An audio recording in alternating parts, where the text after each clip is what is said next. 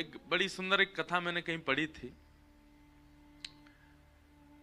कि गौरैया पक्षी समुद्र के तट पर एक वृक्ष पर उसका घोंसला था, वहां वो रहता था।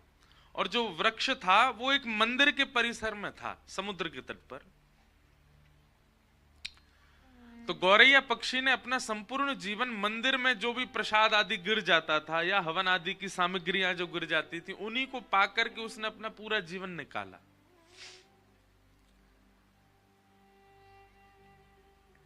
कुछ समय बाद उसके छोटे छोटे अंडे हुए घोंसले में। गौरैया पक्षी जाता मंदिर परिसर में, कहीं कोई यज्ञ हो रहा होता, किसी व्यक्ति के हाथ से प्रसाद गिर जाता या लोग बाग दाना डाल देते, तो मंदिर परिसर से ही इकट्ठा करके वो पाता था। छोटा सा पक्षी होता गौरैया। एक दिन ज्वार भाटा आया, प्रचंड ज्वार भाटा समुद्र में, और उस ज्वार के कारण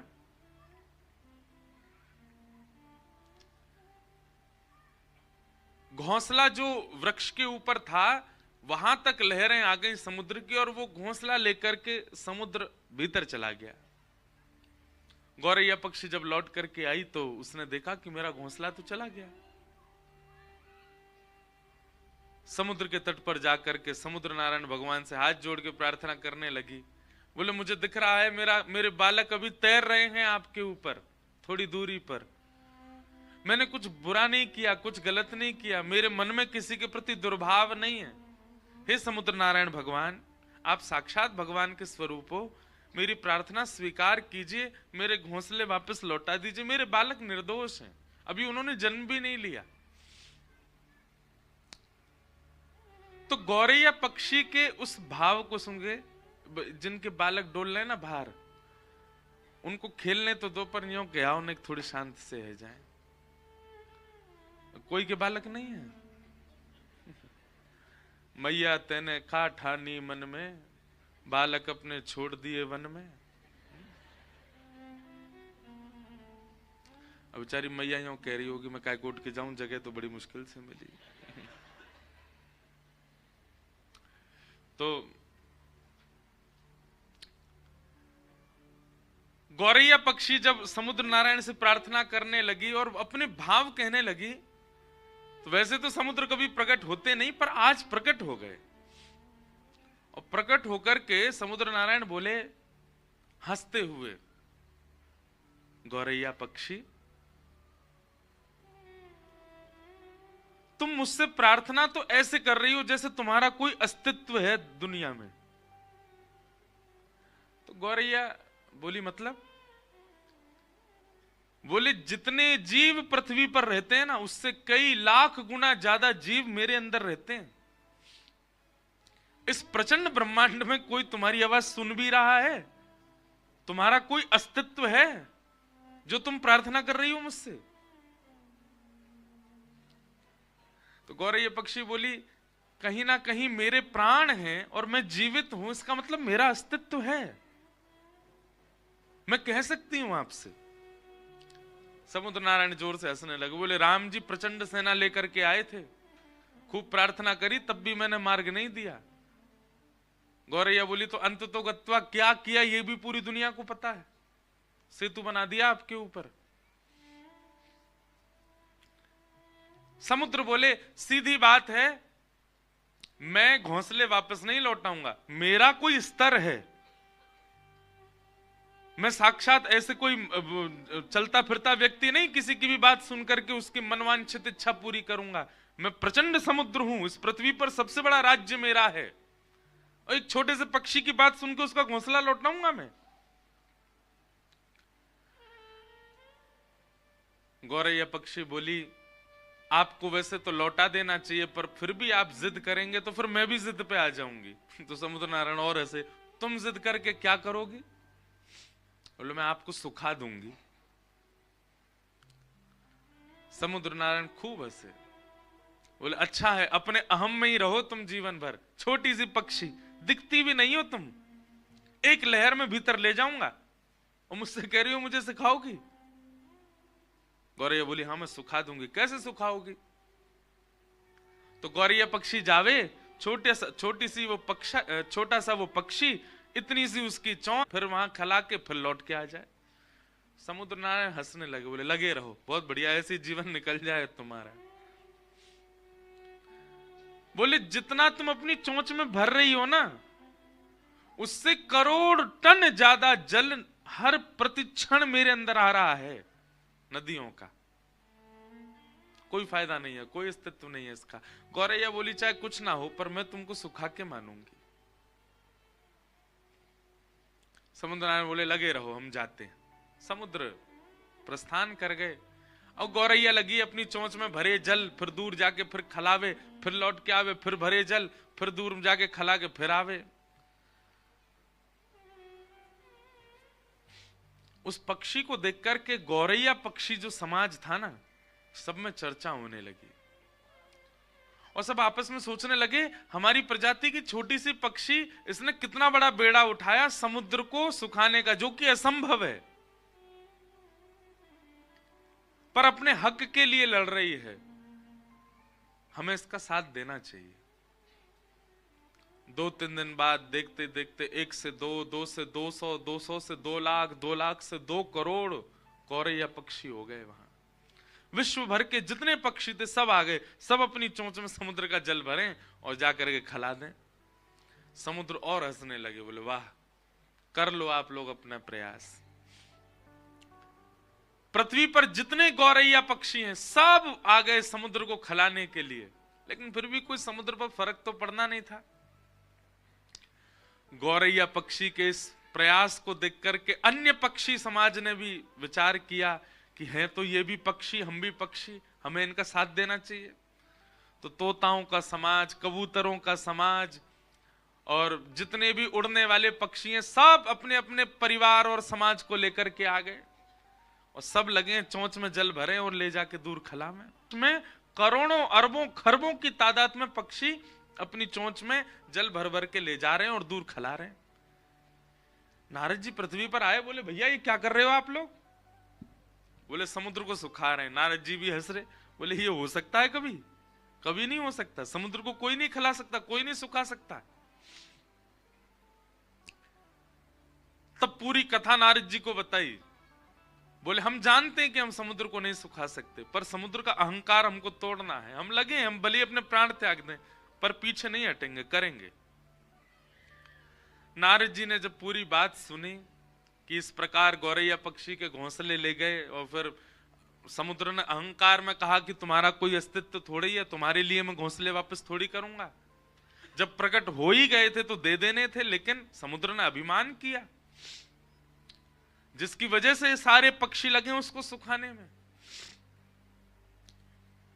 नारद जी महाराज बोले यदि मैं इनकी सहायता कर दूं तो यह काम संभव हो सकता है। नारद जी सीधे भगवान के पास नहीं गए, मन में विचार किया कि भगवान के परिकर में पक्षी कौन है। भगवान के परिकर में पक्षी हैं श्री गरुण राज, गरुण देव। गरुण जी के पास गए, बोले कि महाराज ये सारे पक्षी आपके अंश हैं और ये सब लगे आप यहां बैठ करके आनंद कर रहे हो। गरुण जी बोले मुझे समाचार तो मिला, लेकिन इससे कुछ होना नहीं है, तो क्या करें? बोले क्यों नहीं होना? तुम ब्रह्मांड नायक को अपनी पीठ पर लेकर के चलते हो, क्या समुद्र के अहम को नष्ट करने के लिए तुम कुछ करवा नहीं सकते? गरुण जी भी सोच में पड़ गए। रात्रि में ठाकुर जी के पास गए, भगवान श्रीमन नारायण पौड़े थे और गरुण जी ने जाकर के बताया इस प्रकार पक्षी समाज लगा है समुद्र को सुखाने। भगवान बोले हो तो सकता नहीं है, ये समुद्र कैसे सूखेगा? बोले ठाकुर जी आप जो चाह जाएं वो सब हो जाएगा। हम ये नहीं चाहते कि समुद्र सूखे, पर समुद्र का अहम नष्ट होना चाहिए। एक गौरैया पक्षी को उसने कैसे कह दिया कि तुम्हारा कोई अस्तित्व नहीं है? गरुण जी की बात सुनकर के ठाकुर जी भी बोले तो फिर क्या करना चाहिए बताओ? बोले नाथ आप यदि विचार मन बना लें केवल कि पक्षियों का मुझे संग करना है, अपने आप सब काम हो जाएगा। ठाकुर जी ने तुरंत अपने सुदर्शन जी को आज्ञा की, जाइए और 12 सूर्य के समान प्रकाशित होकर के समुद्र को तपाना प्रारंभ। एक सूर्य की तपन से समुद्र उड़ करके बादल बन जाता है। कहीं आकाश में 12 सूर्य 12 सूर्य प्रकट हो गए तो समुद्र को सूखने में देर नहीं लगेगी। सुदर्शन चक्र जी ने भगवान के हस्त कमल से प्रस्थान करके और इतनी द्रुत गति से अपने चक्र को घुमाया कि 12 सूर्यों के समान तेज प्रकट हो गया, और घूमने के कारण उनसे निकलने वाला जो हवा का वेग था वो इतना तीव्र था कि वो पृथ्वी को भी उछाल सकते थे। आकाश में आकर के जैसे ही सुदर्शन जी ने अपने वेग को करना प्रारंभ किया और 12 सूर्यों के समान तेज प्रकट हुआ, जो समुद्र 100 वर्षों में उड़ करके कुछ बादल बना पाता था वो क्षण भर में उड़ने लगा। और देखते ही देखते किनारे खाली होने लगे, समुद्र का जल सींचने लगा, इकट्ठा होने लगा, जीव जंतु मरने लगे, समुद्र इकट्ठा होकर के एक स्थान पर नष्ट होने लगा, पृथ्वी क्षेत्र बढ़ने लगा, समुद्र का क्षेत्र घटने लग गया। समुद्र ने जब ये स्थिति देखी स्वयं की, प्रकट हो गए, प्रकट होकर के त्राहिमाम कहकर के नारायण का स्मरण किया। भगवान ने प्रकट होकर के समुद्र नारायण से कहा, अहम शून्य हो जाइए। पृथ्वी पर जिसका स्वरूप बड़ा है उसका अस्तित्व होता है, ऐसा नहीं है। इस पृथ्वी पर यदि चींटी जीवित है तो उसका भी अस्तित्व है, उसकी रक्षा भी मैं कर रहा हूं। आप उसके प्रति भी ये भाव नहीं रख सकते कि उसका कोई अस्तित्व नहीं है। एक चींटी रहती है, वह भी बालकों को जन्म देती है, ठाकुर जी कहते हैं वहां भी मेरी दृष्टि जाती है, उसको भी मैं देखता हूं। इसलिए समुद्रदेव, आप अपने विकसित रूप का अभिमान मत कीजिए। गौरैया पक्षी भले ही रूप में छोटी हो, पर उसकी निष्ठा और उसका कर्तव्य इतना श्रेष्ठ है कि वो आपको सुखाने के लिए तत्पर है, और उसकी निष्ठा कर्तव्य से प्रसन्न होकर के मैं भी उसका संग दे रहा हूं। समुद्र नारायण क्षमा मांगने लगे, बोले क्षमा कर दीजिए, मैं आज के बाद आपसे निवेदन करता हूं कि मैं कभी भी इस प्रकार के अहम में नहीं रहूंगा। कोई भी कैसी भी वस्तु समुद्र के भीतर आवे, मैं सबको किनारे कर दूंगा, किसी को भी स्वीकार नहीं करूंगा। तब भगवान ने ही कहा कि पहले गौरैया का घोंसला लौटाओ, और फिर समुद्र नारायण जो कि इतने विशाल रूप के हैं, वे अपनी लहरों में गौरैया के उस घोंसले को लेकर के गए और गौरैया के चरणों में जाकर के अर्पित किया। सब पक्षियों के नेत्र सजल हो गए। ठाकुर जी सबकी सुनते हैं, सबकी मानते हैं, सबका भाव रखते हैं। बोलो भक्तवत्सल भगवान की। तो जिसके रक्षक स्वयं सुदर्शन चक्रधारी हैं, उसको कोई मार सकता? कोई कितना भी बलशाली क्यों ना आ जाए, वो कुछ नहीं कर पाएगा।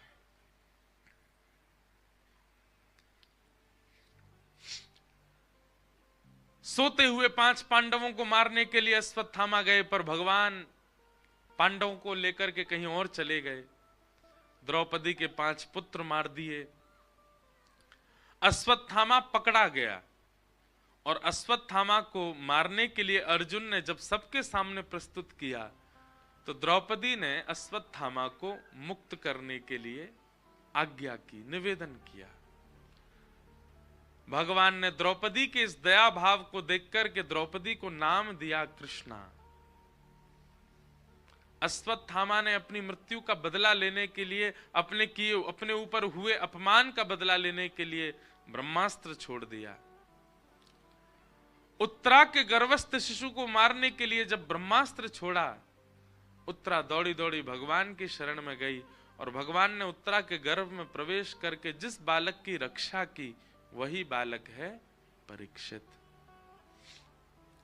हमारे पूज्य गुरुदेव भगवान एक बहुत सुंदर बात कहते हैं कि भगवान ने गर्भ में जाकर के परीक्षित की रक्षा की। ऐसा कौन सा गुण है परीक्षित में जिसके लिए ठाकुर जी ने उसकी रक्षा की?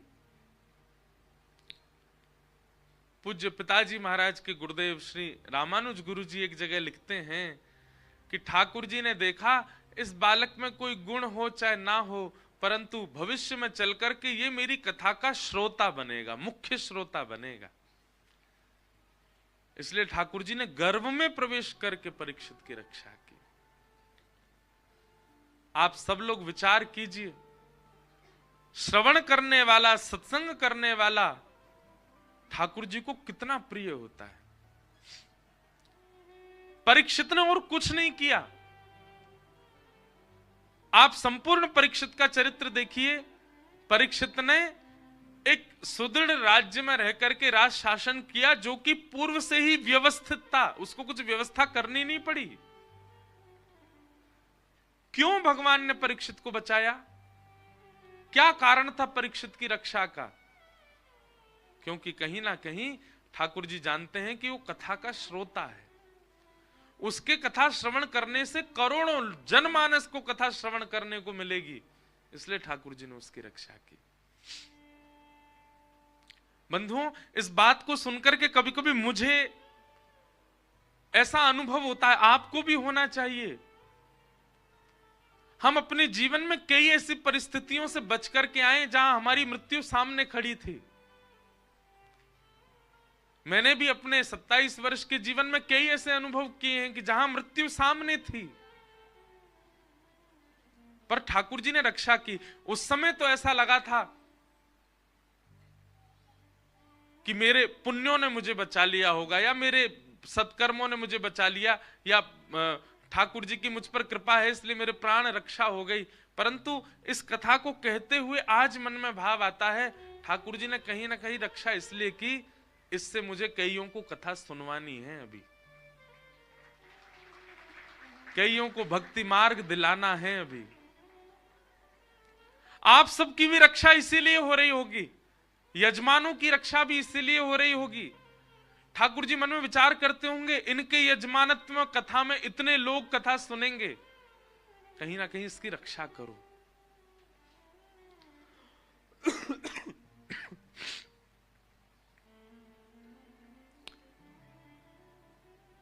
जब भक्ति का प्रचार, भक्ति का प्रवाह आपका उद्देश्य बन जाता है, तो ठाकुर जी भी आपके रक्षक बन जाते हैं।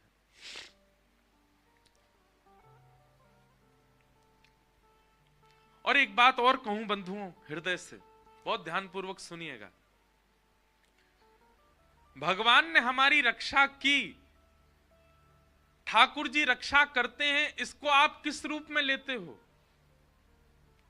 भैया केदारनाथ गए थे, कोहरा पड़ रहा था बहुत ज्यादा, हमारी गाड़ी खाई में गिरने वाली थी, अचानक से ड्राइवर ने ब्रेक लगा दिया, बोले पता नहीं आगे रास्ता दिख नहीं रहा। रात भर खड़े रहे, जैसे ही सुबह हुई कोहरा थोड़ा सा छटा तो हमने क्या देखा, हम तो खाई में ही खड़े थे, जरा भी नेक आगे बढ़ जाते तो गिर जाते। महादेव ने बड़ी रक्षा की हमारी। ये रक्षा नहीं है। ठाकुर जी आपकी रक्षा करते हैं, इसका मतलब ये ना समझें कि इस प्रकार की घटनाओं से रक्षा, वह भी रक्षा है, परंतु विशेष रूप से ठाकुर जी की रक्षा किसे कहेंगे आप?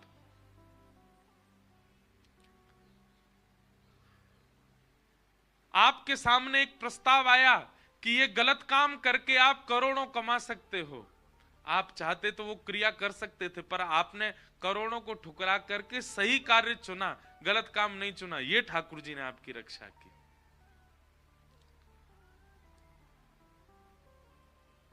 आपके सामने गलत मार्ग आ गए, जिन मार्ग पर जाकर के आप बहुत कुछ हासिल कर सकते थे अपने जीवन में, धन संपत्ति वैभव ऐश्वर्य, पर आपने सतमार्ग को चुना, गलत मार्ग को नहीं। सतमार्ग में रूखी रोटी खाना हमको प्रिय है, गलत मार्ग पर जाकर के 56 भोग नहीं खाना है। इस प्रकार से अपने सतमार्ग को चुनना एक प्रकार की ठाकुर जी के द्वारा आपकी रक्षा है। कई लोग अपने जीवन में दूषित मार्ग अपना लेते हैं, उसके बाद बहुत संपत्ति, बहुत धन, बहुत ऐश्वर्य उनके जीवन में आ जाता है, परंतु वे अंदर ही अंदर जानते हैं कि हम इस स्थिति में कैसे आए, गलत मार्ग चुन करके आए। एक प्रकार से यही मानो कि ठाकुर जी ने उनकी रक्षा नहीं की, पर व्यक्ति एक गलत मार्ग ना चुन करके सदमार्ग चुनता है, भले ही एक छोटे से घर में रहता है, 100 गज के मकान में रहता है, केवल एक समय की रोटी खा पाता है, परंतु उसको इस बात का गर्व है कि मैंने गलत मार्ग नहीं चुना। असली रक्षक उसी के थे ठाकुर जी। स्वामी विवेकानंद विदेश में कहीं प्रवचन कर रहे थे और उनके प्रवचन को सुनकर के ना जाने कितने लोगों का जीवन परिवर्तित हो गया, परंतु एक अत्यंत सुंदरी कन्या उनके रूप पर प्रभावित हो गई और उसने आकर के स्वामी विवेकानंद जी से कहा, आप मुझसे विवाह कर लीजिए। स्वामी विवेकानंद जी बोले, उसके पीछे कारण, आप जैसे पुत्र को जन्म देना चाहती हूं मैं। स्वामी विवेकानंद ने 3 परिक्रमा करी उस कन्या की और चरणों प्रणाम करके बोले, क्षमा करें, मैं अपने जैसा पुत्र दे पाऊंगा इसकी गारंटी मेरे पास नहीं है। आपकी 3 परिक्रमा करके आपके चरणों में प्रणाम करके मैं वचन देता हूं, मैं ही आज से आपका पुत्र हूं। मेरे जैसा पुत्र चाहिए ना, मैं ही पुत्र हूं आपका, आप मुझे ही पुत्र मान लो। इसे कहते हैं ठाकुर जी के द्वारा की गई रक्षा। आपके मन की, आपके भाव की, आपके इंद्रियों की, आपके विचारधारा की जब दूषित मार्ग से रक्षा होती है, उसको वास्तविक रक्षा मानिए ठाकुर जी की।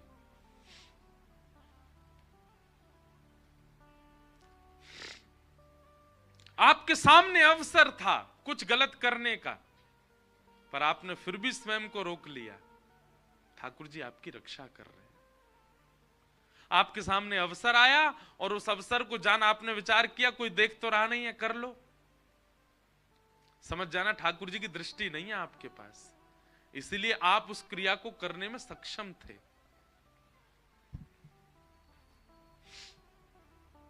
भगवान ने परीक्षित की रक्षा की, कुंती ने भगवान की स्तुति गाई और कुंती की स्तुति स्तवन के बाद ठाकुर जी बोले, अब मैं द्वारिका जा रहा हूं। भैया महाभारत युद्ध हो गया, परीक्षित की रक्षा, बालक की रक्षा हो गई, सब कुछ हो गया, अब मैं वापस द्वारिका जा रहा हूं। और जैसे ही ठाकुर जी द्वारिका जाने के लिए प्रस्थान करने लगे, दूर खड़े हुए युधिष्ठिर रोने लगे।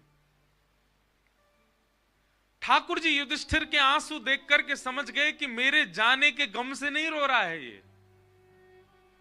एक होता है ना, व्यक्ति कोई जा रहा है छोड़ के तो रोना आ जाए, पर नहीं, ठाकुर जी अश्रु बिंदुओं से ही समझ गए कि युधिष्ठिर मेरे जाने के गम से नहीं रो रहा है।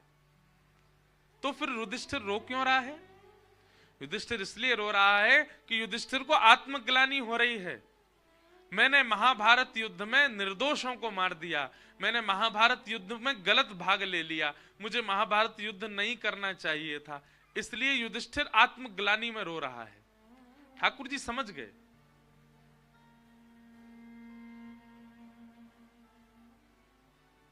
बंधु एक बात बताएं, अधिकतर ठाकुर जी के सामने जाकर के रुदन करने वाले लोग आत्मग्लानि के ही होते हैं। कोई गलत करने के बाद ठाकुर जी को देख के रोने लग जाता है। संसार से हारा व्यक्ति जब ठाकुर जी को देखता है तो रुदन करता है, नाथ मेरे साथ क्या हो रहा है। आत्मग्लानि में रुदन करने वाले लोग ज्यादा आ जाते हैं ठाकुर जी के सामने। पर एक बात कहें, कभी ठाकुर जी की याद में नीर बहा के देखो, कभी उन्हीं के लिए रुदन करके देखो। बंधुओं, जो आत्मग्लानि में रोते हैं ठाकुर जी के आगे कि मेरे साथ संसार ने धोखा दिया, मुझे लोग छोड़ के चले गए, या मेरे साथ ऐसा हुआ, आप उस समय ठाकुर जी के सामने खड़े होकर के रो करके ठाकुर जी को यह बता रहे हो कि आपसे बड़ा था संसार मेरे लिए। अरे उस समय यह विचार करो ना, सबने छोड़ दिया, पर उनका द्वार तो अभी भी खुला है आपके लिए। एक सामान्य से व्यक्ति ने अपने ऊपर, आपके ऊपर से अपना हाथ हटा दिया, परंतु जगत नियंता जगदाधार तो अभी भी आपकी सुन रहा है, सामने खड़ा है, तो फिर रोना क्यों? आप रो शायद इसलिए रहे हो कि आपने संसार को ठाकुर जी से बड़ा माना था। कोई व्यक्ति आपको छोड़ करके चला गया, मतलब वो उस व्यक्ति के लिए रुदन ठाकुर जी के सामने जाके करके आप ठाकुर जी को यह बता रहे हो कि वो व्यक्ति बहुत बड़ा था आपके लिए, ठाकुर जी से बड़ा था।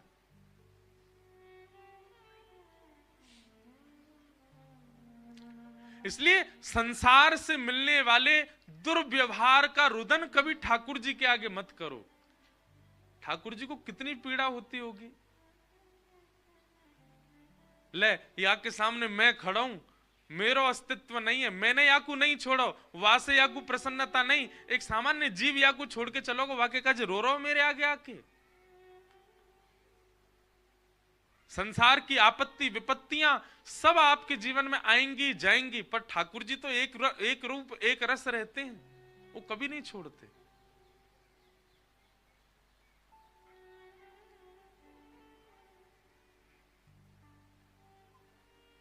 युधिष्ठिर जी रोने लगे। ठाकुर जी समझ गए कि आत्मग्लानि में रो रहा है। भगवान ने विचार किया कि अब मैं इसको पुनः गीता ज्ञान नहीं दे सकता। मैंने एक बार अर्जुन को दे दी, जिसने सुनना था सुनी, अब दोबारा मैं गीता सुनाऊं ये मेरी अब ये मेरा व्यवहार स्वभाव नहीं। और ठाकुर जी जहां मौन हो जाते हैं वहां उत्तर भक्त देता है। और भगवान युधिष्ठिर को लेकर के गए हैं भीष्म पितामह के पास। भीष्म पितामह का भाव स्तुति मैंने बहुत कथाओं से नहीं कही, पर आज भी मेरा मन था कि आज भी मैं आगे कथा करूं, पर मेरे मन में आया भाव कि जिन मैया के तट पे हम बैठे इन्हीं के पुत्र हैं भीष्म पितामह, गंगा पुत्र हैं। तो श्री गंगा जी के तट पर यदि भीष्म पितामह की स्तुति नहीं कहेंगे तो मां को बुरा तो नहीं लगेगा, लेकिन अगर कहेंगे तो प्रसन्नता होगी। बहुत सावधानी से बैठिए सब लोग। भीष्म पितामह, यदि आप मुझसे कहें कि आप श्रीमद् भागवत की कथा 9 वर्षों से कर रहे हैं, 9 वर्षों में भागवत में जितने भक्त हैं उन भक्तों में आपने किसको अपना प्रेरणा स्रोत माना, तो कुछ भक्तों के नाम हैं। उन भक्तों में भी टॉप 3 यदि पूछें तो उनमें भी टॉप 3 में आते हैं भीष्म पितामह। अद्भुत है।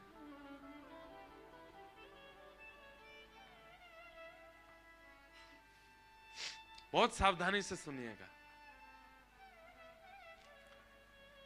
भीष्म पितामह बाणों की सैया पर लेटे हैं, परंतु उनके पिता के द्वारा मिला हुआ इच्छा मृत्यु का वरदान, जब तक तुम्हारी इच्छा नहीं होगी पितामह तुम मर नहीं सकते। उस मृत्यु के वरदान को कितने सही ढंग से प्रयोग लिया भीष्म पितामह ने। कैसे?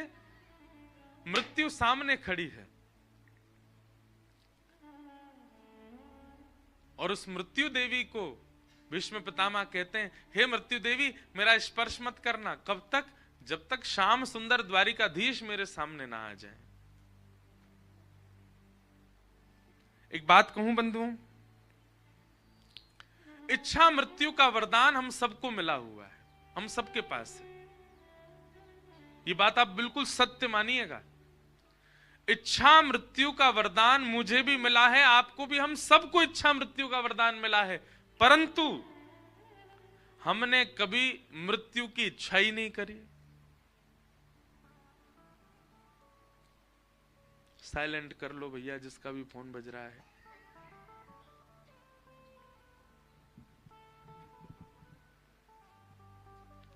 हम सब लोग किसकी इच्छा करते हैं?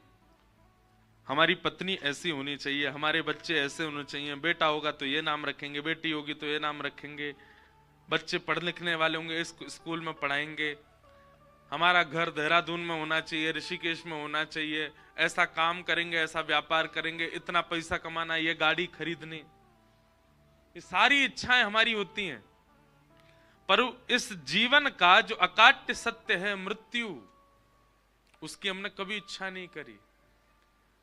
आप कहोगे महाराज जी इसलिए कथा नहीं सुन रहे आपकी कि आप यूं बताओ कि मरवे की इच्छा करो। हमारी बात समझिएगा। मृत्यु सबकी होनी है। यहां पे कोई बैठा व्यक्ति ये बात कह सकता है मेरी मृत्यु ना होएगी? कोई हो तो हाथ ऊपर कर लो भैया। सब जानते हैं कि हम सबकी मृत्यु निश्चित है। किसी की मृत्यु रोगों से हो सकती है किसी की मृत्यु, गिरने से हो सकती है किसी की मृत्यु, सोते सोते हो सकती है, सबकी होगी। पीछे बैठे व्यक्ति से लेके मुझ तक सब मरने वाले हैं, यहां पर सबकी मृत्यु होनी है। हम सब जानते हैं हमारे जीवन का परम सत्य है, अंतिम उद्देश्य मृत्यु ही है हमारा। हम चाहे जीवन में जो कर लें, पर जाना हमको अर्थियों पर ही है, जाना हमको अस्थियों में ही है। कभी हमने उसके बारे में विचार क्यों नहीं किया कि हमारी मृत्यु कैसी हो। इच्छा मृत्यु का वरदान सबको मिला है, पर कोई इच्छा तो करे, और इच्छा कैसी करे। हे नाथ, जब तक प्राण है, जब तक जीवन है, तब तक मैं अपने कर्तव्यों का निर्वहन करूंगा। मैं जीवन में दुख भी सहूंगा, सुख भी सहूंगा, पीड़ा भी सहूंगा, आपत्ति भी सहूंगा। लेकिन नाथ, मेरी बस आपसे एक प्रार्थना, मेरे जीवन में पीड़ा आवे, दुख आवे, दारिद्र आवे, सब कुछ मैं सहने को तैयार हूं। आप केवल मेरी एक चीज सुधार दीजिए। क्या? मेरी मृत्यु ऐसी होनी चाहिए। अपनी मृत्यु पहले विचार करो, कैसी मृत्यु चाहिए। हे नाथ, मेरी मृत्यु ऐसी हो कि जब मृत्यु काल आवे ना समीप, सबसे पहली बात तो मेरे अंदर यह आए कि मैं उस दिन भयभीत ही ना हूं, मुझे भय ना लगे, मैं निर्भीक रहूं, अत्यंत उत्साह में रहूं। और उस दिन या तो वृंदावन जाऊं, या तो अयोध्या जाऊं, या गंगा जी के तट पर जाऊं, कहीं भी श्रेष्ठ स्थान पर मैं जाऊं, वहां जाकर के आपका दर्शन करूं, संतों को प्रणाम करूं, सबको दान पुण्य करूं, सत्संग श्रवण करूं, सुंदर कथा श्रवण करके, माथे पर तिलक लगा करके, बढ़िया चंदन फोटा लगाए के, बढ़िया इत्र लगा करके, कीर्तन में खूब उछल उछल के नृत्य करूं, गंगा यमुना जल का पान करूं, संतों की शीत प्रसादी लेकर के गंगा तट पर, यमुना तट पर एकांत चित्त से बैठा हूं। तभी मेरी मृत्यु की घड़ी आ जाए और उस घड़ी में मेरे पास कोई ना हो, मैं अकेला एकांत में प्रसन्न मुद्रा में बैठा हूं, और उसी समय मेरे इष्ट मेरे सामने प्रकट हो जाए, मैं उनका एक क्षण दर्शन करूं, एक क्षण उनके नेत्रों को, नासिका को, ग्रीवा को, गर्व को, चरणार बिंदों का मैं दर्शन करूं, और सर्वांगीण अंगों का दर्शन करते ही मेरे प्राण चले जाए। ऐसी इच्छा मृत्यु कितने भक्तों के विषय में आया, कितने संतों के विषय में आया कि उन्होंने इच्छा मृत्यु की और वैसी मृत्यु उनको प्राप्त हुई। इच्छा मृत्यु करने का मतलब यह नहीं कि मैं आज शाम को पधार जाऊं, नहीं। इच्छा मृत्यु का मतलब है जब भी मेरे प्राण निकले, मुझे नहीं पता कब निकलेंगे, जब निकले तो उस समय स्थिति ऐसी हो, उस समय का वातावरण ऐसा हो, उस समय का माहौल ऐसा हो, उस समय मेरे मन में ये चल रहा हो, मेरी बुद्धि में ऐसे विचारधाराएं हो, तब मेरे प्राण निकले। इतना तो कहना स्वामी, जब प्राण तन से निकले, गोविंद नाम लेकर जब प्राण तन से निकले। मेरे मुख से गोविंद नाम निकले जब मेरे प्राण निकले नाथ। और उस समय कौन दिखाई दे? बेटा दिखाई दे, बेटी दिखाई दे, पत्नी दिखाई दे, बच्चे कौन दिखे? कोई ना दिखे। ये सब संसार के लोगों को जीवन भर देखा मैंने, अंतिम समय में ये लोग ना दिखे मुझे तो कौन दिखे? पीतांबरी कसी हो, मुखड़े पे एक हंसी हो, छवि मन में ये बसी हो, जब प्राण तन से निकले। श्री गंगा जी का तट हो, यमुना का वंशीवट हो, मेरा सांवरा निकट हो, जब प्राण तन से निकले। उस समय जल्दी आना, जब मेरे प्राण निकल रहे हो नाथ, उस समय देर मत करना आप। अच्छा देखो, ऐसा भाव मांगने वाला व्यक्ति ये कहे ठाकुर जी से, जीवन भर कुछ नहीं मांगूंगा आपसे, आप चाहे कितना भी दुख दो, कितनी पीड़ा दो, सब छीन लो मुझसे, आपसे कोई मांग नहीं करूंगा मैं, बस एक ही मांग है मेरी, मेरे अंतिम श्वास में आना मेरे पास, उस समय जल्दी आना, नानाथ भूल जाना, और अकेले मत आना, श्री राधे को साथ लाना, जब प्राण तन से निकले। ऐसी इच्छा मृत्यु रखो।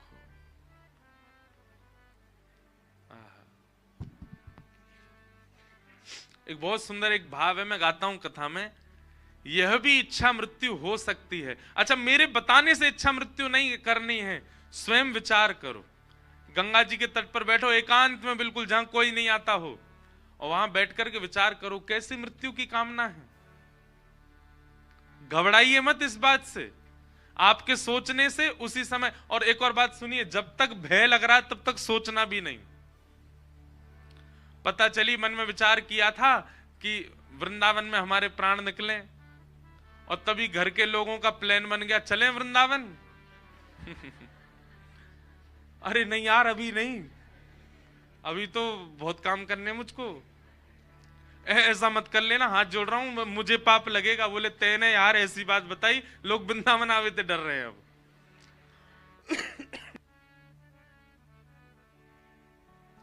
इस इच्छा मृत्यु को वो ही करे जिसके अंदर भय ना हो। हमने तो विचार किया है, हमारा कन्फर्म है कि हमको ऐसे, और हमें यह भी विश्वास है, हर दिन कथा करते हैं, हर दिन विश्वास और तीव्र होता है कि ऐसा ही होगा। वो बताना नहीं है, किसी को बताना नहीं कैसा चाहिए।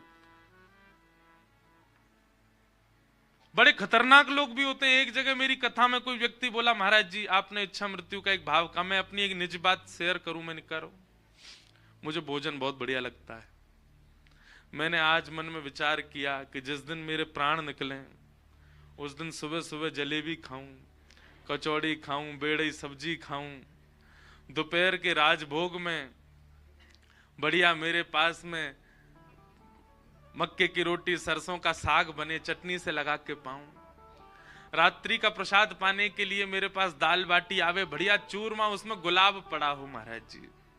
मैंने कहा फिर? बोले बिल्कुल पाता जाऊं, मेरे को ऐसा लगे पेट भरे ही नहीं रहा, और अंतिम स्वाद जैसे ही मेरे पेट मुख में जाए, पेट भरते ही जैसे ही मेरे पेट भर जाए तुरंत मेरे प्राण निकल जाए। ऐसे भोगी लोग भी हैं, बड़े प्रचंड प्रसिद्ध लोग हैं, मैं दो तीनों से मिला हूं मैं, जो भोग के द्वारा प्राण त्यागना चाहते हैं। ऐसे लोगों को मेरे चरणों में प्रणाम है भैया, ऐसा विचार मत करियो। आज गंगा जी के तट पर हम आपसे निवेदन कर रहे हैं बंधु, हर भाव का आपने चिंतन किया है, जीवन कैसा हो, पत्नी कैसी हो, बच्चे कैसे हो, धन कैसा हो, घर कैसा हो, व्यापार कैसा हो, ये सब वह वस्तु है जो संसार में रहना सिखाती है। रहिए संसार में, खूब कमाइए धन, पर हमारी प्रार्थना गंगा के तट पर, आज सोमवार है, नवमी है, अपनी इच्छा मृत्यु का चिंतन करके जाओ, कैसी मृत्यु की कामना है, और गंगा जी से प्रार्थना करो, जीवन चाहे जैसा भी दीजिए, मृत्यु ऐसी ही हो हमारी। श्री भक्तमाल जी की कथा में वर्णन आता है कि भक्तमाल जी को अगर कोई अपने अंतिम श्वास में श्रवण, वैसे तो भगवान नाम भी यदि अंतिम श्वास में ले ले तो निश्चित है कि भगवत दर्शन होता ही है, लेकिन एक भक्त ने क्या किया, छोटे छोटे शब्दों में भक्तमाल जी को लिखवा करके और सुंदर तुलसी में मढ़वा करके अपने गले में पहन लिया, और नित्य भक्तमाल जी उसके हृदय पर रहती हैं। बोले ना जाने कब प्राण निकल जाएं, जब प्राण निकलें तो भक्तमाल में जितने भक्त हैं ये सब का मुझे दर्शन हो। वही हुआ, जब उनका अंतिम क्षण आया तो भक्त, आज भी आप वृंदावन में देखेंगे कई महात्मा, कई संत, कई साधक वो कंठ में तुलसी माला पहनते हैं और फिर यहाँ बीच में खूब मोटी सी एक माला उनकी रहती है, एक छोटी सी पेटी जैसी पहन के रख, उसमें भक्तमाल जी हैं अंदर। क्योंकि गीता भागवत आदि को आप गले में पहन करके घूम नहीं सकते, उसकी पवित्रता रखनी पड़ेगी। पर भक्तमाल जी में भक्त चरित्र है, इसलिए उनको पहन लिया जाता है। और भक्तमाल जी कंठ में धारण करके, एक भक्त थे, उनके प्राण निकलने का समय आया, कंठ में भक्तमाल थी। जैसे ही प्राण निकलने का समय आया, ना तो बच्चे दिखे, ना पत्नी, परिवार कोई नहीं था। कौन दिख रहे हैं? श्री ध्रुव जी महाराज, श्री प्रहलाद जी महाराज, श्री हितरवंश महाप्रभु, स्वामी श्री हरदास जी महाराज। सब भक्तों के दर्शन होने लगे और सब भक्त उनका हस्त कमल पकड़ करके बोले चलो अब अपने पिया के देश जाने का समय। जिनकी भूमि पर हम बैठे हैं, वैसे तो ये भूमि महादेव की है, गंगा जी की है, पर इस भूमि पर बैठ के जिन्होंने खूब भजन साधना की, हनुमान प्रसाद पोद्दार जी, उनका एक बहुत सुंदर पद है, चलवा पिया के देश, चलवा पिया के देश, सजनी चलवा पिया के, सजनी चलवा पिया के, जहां नहीं मोह ममता की रजनी, जहां नहीं मोह ममता की रजनी, मिले रहे दिन रैन, मिले रहे दिन चलवा पिया के देश, चलवा पिया के देश, सजनी चलवा पिया के देश, सजनी चलवा पिया के देश।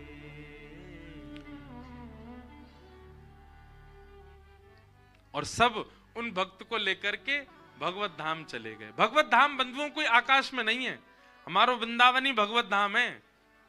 बस ये जो वृंदावन हमको दिख रहा है, ये वृंदावन है।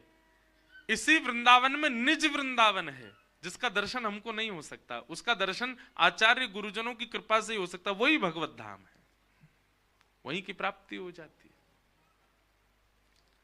भीष्म पितामह अपनी इच्छा मृत्यु से कहते हैं, भले ही रोम रोम में प्राण लगे पर मैं ऐसे प्राण नहीं त्यागूंगा। बोले प्राण कब निकलेंगे हमारे? बोले जब सामने संग चक्र गदा पद्मधारी सामने मेरे आके खड़े हो जाएंगे, उनको नेत्रों से भर के देख लूंगा, उनको अपने रोम रोम में जब मैं बसा लूंगा, तब मेरे प्राण निकलेंगे। मृत्यु देवी सामने खड़ी है, हाथ जोड़ के, स्पर्श नहीं कर पा रही भीष्म पितामह का, क्योंकि उनकी इच्छा मृत्यु है। वास्तव में भगवान तो द्वारिका चले जाते, पर मृत्यु देवी ने ठाकुर जी को रोका। बोले अभी मत जाओ। बोले क्यों? बोले भीष्म पितामह आपकी प्रतीक्षा कर रहे हैं, पहले उनके प्राण हरण होंगे तब आप जाओगे। इसलिए युधिष्ठिर जी के रोने का बानक बना और भगवान युधिष्ठिर को लेकर के भीष्म पितामह के पास गए। बंधुओं, जीवन चाहे जैसा हो, मृत्यु हो भीष्म पितामह जैसी। भले ही जीवन भर कौरवों का संग किया भीष्म पितामह ने, गलत लोगों का संग किया, कुछ गलतियां भी करी अपने जीवन में, पर उसका दंड भोगा उन्होंने। रोम रोम में बाण लगा भीष्म पितामह के, लेकिन मृत्यु भीष्म पितामह जैसी। बाणों की सैया पर लेटे हैं, तभी चंदन की सुगंधी आने लगी भीष्म पितामह को। थोड़ा नेत्र खोल करके देखा तो दूर से पीतांबरी लहरा रही है। थोड़ा और समीपता से देखा तो मोरपिच्छ दिखने लगा, सुंदर मुकुट दिखने लगा, श्याम वर्ण की कांति चलती हुई आ रही है भीष्म पितामह की ओर। पितामह आनंदित हो गए, वाह जय हो, बस अब मेरा जीवन सार्थक हो जाएगा। सामने आकर के ठाकुर जी खड़े हो गए। भीष्म पितामह दर्शन करने लगे। पहले पांडवों को कुछ ज्ञान उपदेश किया और वह ज्ञान उपदेश करने के बाद पितामह भीष्म बोले, पांडवों अब तुम सब किनारे हो जाओ, मुझे मेरा काम करने दो जिसकी मैं प्रतीक्षा कर रहा हूं। बोले क्या करना? ठाकुर जी सामने आओ मेरे। भीष्म पितामह लेटे थे, सामने ठाकुर जी आगे, कहो। बोले मुझे इच्छा मृत्यु का वरदान है, जब तक मेरी इच्छा नहीं हो मैं प्राण नहीं त्याग सकता। आप मेरे सामने खड़े रहो, मैं आपके रोम रोम का दर्शन करूंगा और जब मेरी इच्छा हो जाएगी, जब मैं तृप्त हो जाऊंगा आपके दर्शन से, अपने प्राण त्याग दूंगा। ठाकुर जी बोले, जे भले आए हम, देख तो रहे 10 साल तक तो खड़ी रहेंगे हम यहीं पे। इच्छा मृत्यु भैया कितने दिन की इच्छा कर सके। ठाकुर जी सामने खड़े हो गए। ठाकुर जी का मुखमंडल थोड़ा सा मुरझा गया कि मैं वैसे इतने दिनों से द्वारिका से दूर हूं, अब जब ये और भीष्म पितामह जन कितने दिन लगाए को मृत्यु करवे में। ठाकुर जी के मुखमंडल पर जैसे ही थोड़ी सी मुरझाहट आई तो भीष्म पितामह बोले, ए सुनिए, ये मुरझाया हुआ चेहरा नहीं देखना मेरे। क्षताम कलेवरम यावदिदं हिनुम्य प्रसन्न हासारुणलोचलोल्लस मुखाम्भुजो ध्यान पतश्चतुर्भुज। मुस्कुराइए ठाकुर जी, ऐसे मुरझाए हुए से खड़े मत हो। ठाकुर जी ने मुस्कान लगे, अरे नेक और मुस्कुराए दो। ठाकुर जी नेक और मुस्कुराए, बोले ऐसे नहीं, इतना मुस्कुराओ कि आपके गाल दोनों गोल गोल हो जाएं, इतनी जोर से मुस्कुराओ। प्रसन्न हासारुणलोचलोल्लसत्, मेरे लोचनों को आपके सुंदर गालों के दर्शन हो, फूलते भय गालन के, ऐसे प्रसन्न होके खड़े भय। ठाकुर जी जोर से मुस्कुरा रहे। भगवान भीष्म पितामह बस ऐसे ही खड़े रहो, अब देख लूं आपको जरा। कैसी मृत्यु भीष्म पितामह की। कहां मृत्यु मातम होती है, कहां मृत्यु शोक होता है, पर भीष्म पितामह ने अपनी मृत्यु को उत्सव मना लिया। भैया जितने तिलक लगावे वाले बैठे हैं, कंठी मारा वाले बैठे हैं, नाम जप करवे वाले बैठे हैं, कथा सुनवे वाले बैठे हैं, हमारो भजन सार्थक तब मानो जब मृत्यु मातम नहीं मृत्यु उत्सव है जाए। आप गए तो भले ही लोगों के नेत्रों में अश्रु थे, पर जब गए तो स्वयं के मुखमंडल पर प्रसन्नता थी। जाना सबको है, भीष्म पितामह ऐसे ही गए और भीष्म पितामह ने भगवान की स्तुति गाई। इतिमतिरुपकल्पिता वितृष्णा भगवत सात्वत पुंगवे विभुम्ने स्वसुखमुपगते क्वचिद् विहर्तुं प्रकृतिमुपेयुषि यद्भव प्रवाह। त्रिभुवन कमनं तमालवर्णं रविकर गौरवराम्बरं दधाने वपुरलककुलावृताननाब्जं विजय सखेरतिरस्तु मेन वैद्या युधितुर्गर्जो विधुम्न वेश्वक कचलुलितश्रमवार्यलङ्कृतास्ये मम निशितशरैर्विभिद्यमानः त्वच विलसन् कवचेस्तु कृष्ण आत्मा।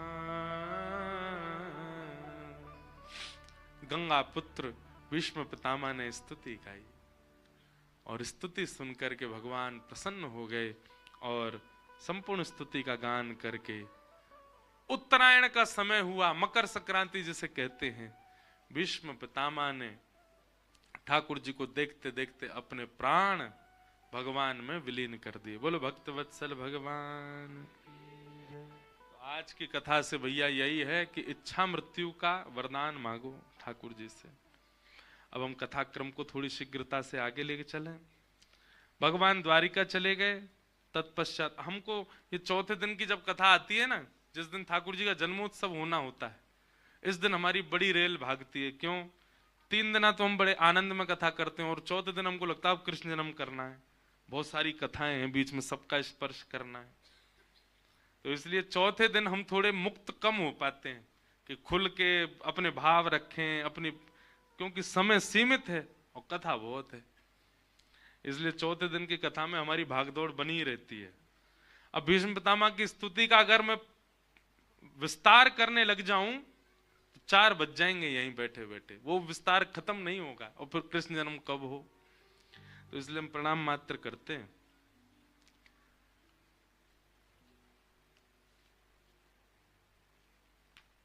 भगवान द्वारिका चले गए। द्वारिका जाने के पश्चात उत्तरा के बालक परीक्षित का जन्म हुआ। कुछ समय बाद परीक्षित थोड़े बड़े हो गए। भगवान के स्वधाम गमन का समाचार सुनकर के पांडव स्वर्गारोहण को चले गए, परीक्षित को राजा बना गए।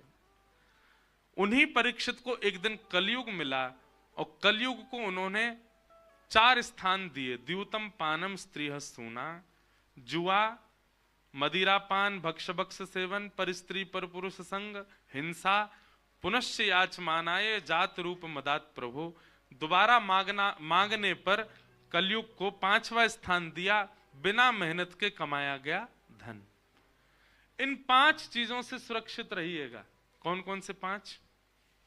सबसे पहला जुआ, दूसरा मदिरापान, भक्ष दूषित सेवन, तीसरा पर स्त्री पर पुरुष संग, चौथा हिंसा, लड़ाई झगड़ा, कलेश, और 5वां बिना मेहनत से कमाया गया धन। ये 5 स्थान प्रदान करने के पश्चात स्वयं परीक्षित जी महाराज भटके और एक ऋषि का अपमान उनके द्वारा हो गया, जिसके कारण उनको 7 दिन में मरने का श्राप लगा। शमिक ऋषि ने श्राप दे दिया, श्रृंगी ने श्राप दिया शमिक के पुत्र ने, 7 दिन में तुम्हें तक्षक सर्प डसेगा, तुम्हारी मृत्यु हो जाएगी। अपनी मुक्ति का उपाय खोजने के लिए परीक्षित जी महाराज संतों से निवेदन कर रहे थे। तभी भ्रमण करते करते गंगा जी के तट पर आए और वहां बैठ कर के अपने 7 दिन में मुक्ति कैसे मिले इसका उपाय खोजने लगे। तभी वहां श्री सुखदेव जी का आगमन हुआ। हाथ जोड़ करके सब लोग सुखदेव जी का स्वागत करो। कि तत्रा भवद भगवान व्यास पुत्रो यदच्छया गामटमानो नपेक्ष अलक्षलिंगो निजलाभतुष्टो वृतस्य वालैरवधूत भेष। श्री सुखदेव जी महाराज की। सुखदेव जी का आगमन हुआ। यहीं थोड़ी दूर पर ही सुखतीर्थ है, सुखताल, जिसे सुखतीर्थ ही उसका नाम है। वहां पर परीक्षित जी को श्री सुकाचार्य जी ने कथा सुनाई। सुकाचार्य जी आए, परीक्षित जी ने चरणों में प्रणाम करके कहा, जल्दी मरने वाले की मुक्ति का उपाय बताओ। तब सुकाचार्य जी ने कहा कि तुम मुक्ति चाहते हो, मुक्ति के लिए 7 दिन की आवश्यकता नहीं होती, मुक्ति के लिए तो 1 क्षण बहुत है। सावधानी से सुनना। सुखदेव जी कहते हैं, बोले परीक्षित तुम कह रहे हो 7 दिन में तुम्हारी मृत्यु होने वाली है, पर मुक्ति के लिए 7 दिन की अवधि की आवश्यकता नहीं है। 1 सेकंड मैं भी चला जाता हूं, 7वें दिन फिर आऊंगा और 7वें दिन तक्षक सर्प जब तुम्हें डस रहा होगा, वो तुम्हारी मृत्यु का जो अंतिम क्षण होगा, उस क्षण में मैं तुम्हें मुक्ति दिला दूंगा। क्यों? मुक्ति के लिए कुछ नहीं करना, केवल क्या करना? अंते नारायण स्मृति। अपनी अंतिम श्वास में नारायण बोलना है बस। अपनी अंतिम श्वास में श्री कृष्ण बोलना है बस। अपनी अंतिम श्वास में भगवान का कोई भी नाम बोल दो, तुम्हें मुक्ति मिल जाएगी।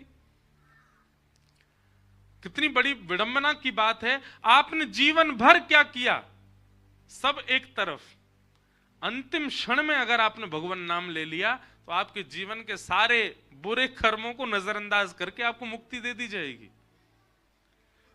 आप कहोगे महाराज जी ये तो बहुत गलत है ना, किसी व्यक्ति ने जीवन में किसी के साथ किसी को मारा, किसी को लूट लिया, किसी के साथ बहुत बुरा किया, इतना बुरा कार्य उसने किया और वो अंतिम श्वास में नारायण बोल करके मुक्ति प्राप्त कर लेगा? यही तो विडंबना है। क्या? हर एक बात बहुत ध्यान से सुनिएगा, सब वेद प्रमाण हैं, सब शास्त्र प्रमाण हैं, सब संत प्रमाण हैं। व्यक्ति कितना भी प्रयास कर ले, जब उसकी मृत्यु समीप आती है ना, वो ठाकुर जी को ऐसे भूल जाता है जैसे याददाश्त चली गई हो। उसको नाम ही याद नहीं आता। वो बार बार सोचेगा, वृंदावन में जिनका दर्शन करते थे उनका नाम क्या था, आएगा ही नहीं याद। राम, कृष्ण, हरि, नारायण, गोविंद, मधुसूदन, मुकुंद, मुरारी, ये सारे नाम भूल जाता है वो व्यक्ति। जन्म जन्म मुनि जतन कराही, अंत नाम कही आवत नाही। अंत में नाम याद नहीं आता ठाकुर जी का। तो कोई व्यक्ति अगर ये विचार कर रहा है कि अंतिम क्षण आवे तो मैं भगवान नाम गा लूंगा, मुक्ति तो मिल ही जाएगी, याद ही नहीं आएगा। आप कहेंगे तो फिर याद किसको आता है? जिसने अपनी युवावस्था से, बाल अवस्था से, कुमार अवस्था से ठाकुर जी को याद किया हो, खूब स्मरण किया हो, खूब ठाकुर जी को भजा हो, वही अपने अंतिम काल में ठाकुर जी को याद कर सकता है। और जाने भजन करना ही शुरू किया 50 के बाद, ठाकुर जी शमशान में थोड़ी आमेंगे मिलवे वैसे।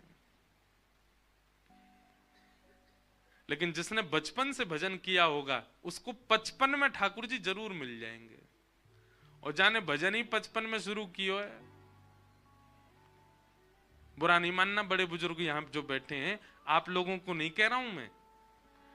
मेरा संकेत उन लोगों के लिए जिन्होंने 55 तक नहीं किया, 55 के बाद शुरू किया। 55 के बाद भजन शुरू करते हैं तो ठाकुर जी भी उसको ज्यादा सीरियस लेते नहीं, उसके भजन को। बोले रहने दे, तू मत करे, ना ही करे तो ठीक है, पूरा जीवन तो तेने निकाल दिया ऐसो आराम में। और जब इंद्रियां शिथिल हो गई, इंद्रियां कोई काम की ना बची, तो उन इंद्रियं ते मुंह को भज रहा है। जब इंद्रियां बलवान थी तब तो तेने खूब भोग भोगे, तब तो खूब धुआं उड़ाए, तब तो खूब पीरो पीरो पानी पियो। और अब जब दांत नाए बचे हैं, जीव नाए बची है, खुल्ल खुल्ल कर रहे हैं, फेफड़ा सबरे बर्बाद है गए, चलो फिरो जावे नाए बिना लाठी के। अब कहा सोच रहे हैं, बोले अब चलो ठाकुर जी की शरण में हम बे, पूरा शरीर सड़ाए के अब लाओ मेरे पास। ठाकुर जी भी कहते होंगे धरो रे या कोने में, तेरो भजन लगेगा ही ना।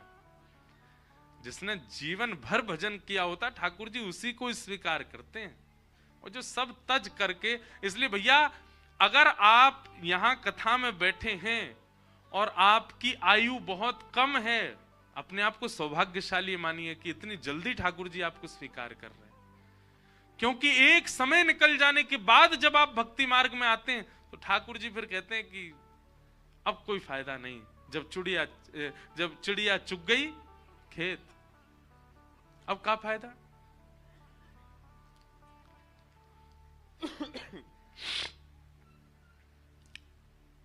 परीक्षित, मुक्ति के लिए अंतिम क्षण काफी है, तुम्हारे पास तो 7 दिन बचे हैं। परीक्षित बोले तो मुझे क्या करना चाहिए, इन 7 दिनों को मैं कैसे अपने जीवन का सार्थक बनाऊं। तब शुकाचार्य जी कहते हैं, परीक्षित मुक्ति तो राक्षसों को भी मिल जाती है, मुक्ति तो दुष्टों को भी मिलती है, मुक्ति तो उनको मिलती है जो ठाकुर जी के द्वारा मारे जाते हैं। तुम भक्त हो, हम भक्त हैं, हम भक्तों को मुक्ति की कामना नहीं होती, हम तो भक्ति मांगते हैं। परीक्षित जी महाराज कहने लगे, मुक्ति भक्ति में अंतर क्या है? बोले मुक्ति का मतलब होता है शरीर त्यागने के बाद, मृत्यु के बाद भगवान का जब दर्शन होता है उसको मुक्ति कहते हैं। और भक्ति किसे कहते हैं? बोले शरीर में रहते हुए जीवित अवस्था में जब भगवान का दर्शन होता है उसको भक्ति कहते हैं। मुक्ति की कामना मत करो, भक्ति की कामना करो। तुम्हारे पास 7 दिन बचे हैं, इन 7 दिनों में तुम भक्ति का मार्ग चुनो ताकि मृत्यु होने से पहले ही तुमको ठाकुर जी दिखें। ये गलत कॉन्सेप्ट है कि मुक्ति मिलेगी वैकुंठ में तब भगवान के दर्शन होंगे। नहीं, हम अपनी भक्ति से अभी दर्शन करेंगे। मीराबाई के भैया का नाम पता है आपको? मीराबाई के एक भाई थे, उनका नाम था जयमल। क्या नाम था? जयमल। जयमल जी का चरित्र बहुत सुंदर है। जयमल जी जो थे वे चतुर्भुज भगवान के उपासक थे और वो कम से कम 4 घंटे बैठ करके अपने ठाकुर जी की आराधना करते थे। बहुत ध्यान से सुनिएगा। जयमल जी का नियम था, वो जितनी देर अपने ठाकुर जी की आराधना करते थे उतनी देर के लिए उन्होंने अपने पूरे शासन प्रशासन और सब सेनापति मंत्री सबको कह रखा था, इन 4 घंटों में ब्रह्मा भी आ जाए मेरे पास कोई नहीं आएगा। केवल उनकी जन्मदात्री मां को अधिकार था उनके पास जाने का, बाकी 4 घंटे में चाहे पूरा राज्य लुट रहा हो तो भी जयमल को कोई जाके बोल नहीं सकता कि हे राजन आप उठो। तो एक बार की बात है, ठाकुर जी की इतनी आराधना करते थे, सब लोग सावधानी से सुनना। एक उनके दुश्मन राजा थे, उनको ये बात पता चली कि दिन भर के ये 4 घंटे ऐसे हैं जिसमें जयमल भक्ति करता है, भजन करता है, और उस समय कोई भी जाकर के जयमल को उठा नहीं सकता। अगर हम अपनी सेना तैनात करके उसी समय में 4 घंटे के भीतर अगर आक्रमण कर दें और पूरे नगर पर कब्जा कर लें तो जयमल कुछ नहीं कर पाएगा। और उन्होंने वही किया। राजा ने रात में ही अपनी पूरी सेना चारों ओर से घेर लिया उस नगर को, और सुबह वो घड़ी प्रारंभ हुई जिस समय जयमल अपने भजन में जाते थे। तो जयमल जी जैसे ही अपने भजन में गए, तुरंत आक्रमण, उनके नगर पर आक्रमण हो गया। और जैसे ही आक्रमण हुआ, अब तो महामंत्री सेनापति जितने भी उनके प्रधानमंत्री आदि सब थे, सब लोग घबरा गए, क्या करें। जयमल जी तो भी भजन में, और अभी तो प्रारंभ हुआ 4 घंटे तक, तो 4 घंटा में तो ये पूरा नगर जला देंगे। सब लोग राजमाता के पास गए। राजमाता से जाकर के कहा कि आप ही कुछ नहीं। बोले मैं भी जा तो सकती हूं पर बीच भजन में विक्षेप मैं भी नहीं डाल सकती।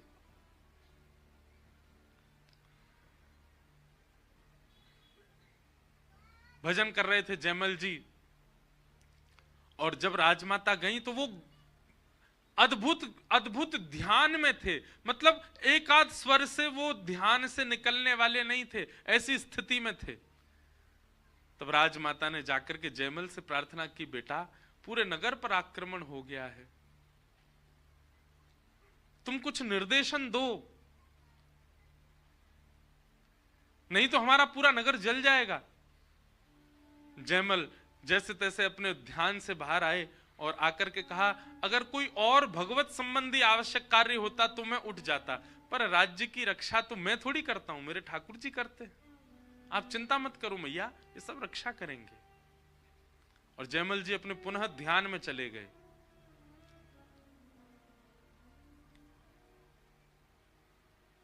जयमल जी के इस अटूट विश्वास को ठाकुर जी ने देखा कि पूरा नगर घेर लिया है, आक्रमण हो गया है, और इसका विश्वास है कि मैं रक्षा करता हूं। तुरंत महाराज भगवान चतुर्भुज भगवान ने 2 भुज रूप धारण किया, जयमल जी के भांति मुकुट धारण किया, कवच पहन लिया, बिल्कुल श्याम वर्ण के श्री ठाकुर जी एक धुरंधर राजा के रूप में प्रकट हो गए, और प्रकट होकर के तुरंत घुड़साल में गए, और जयमल का जो घोड़ा था उसी घोड़े पर बैठे, और बैठ करके ना जाने कैसे उस महल की अटारी पर ले गए, क्योंकि महल के द्वार बंद थे, सेना लगी थी नीचे कि बाहर की सेना भीतर ना आ जाए।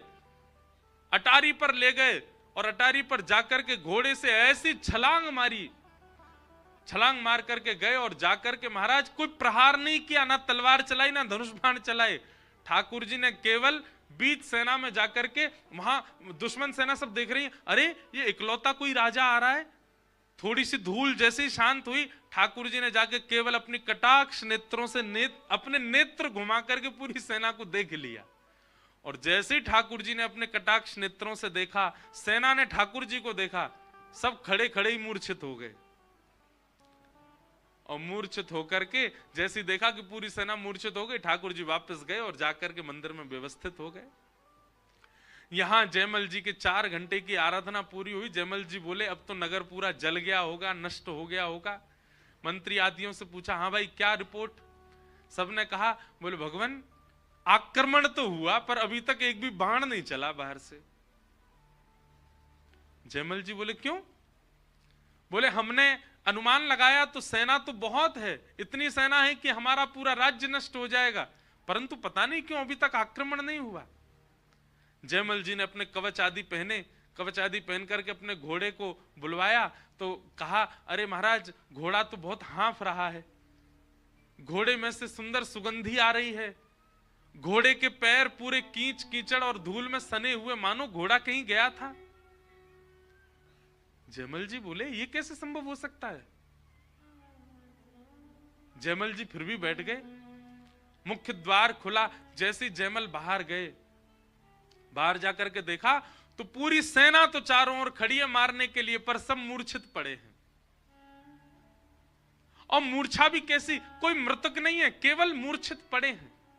जयमल जी ने जाकर के जब देखा, सब मानो विरह में हैं, हाँ नाथ हाँ नाथ हाँ नाथ कहती पूरी सेना।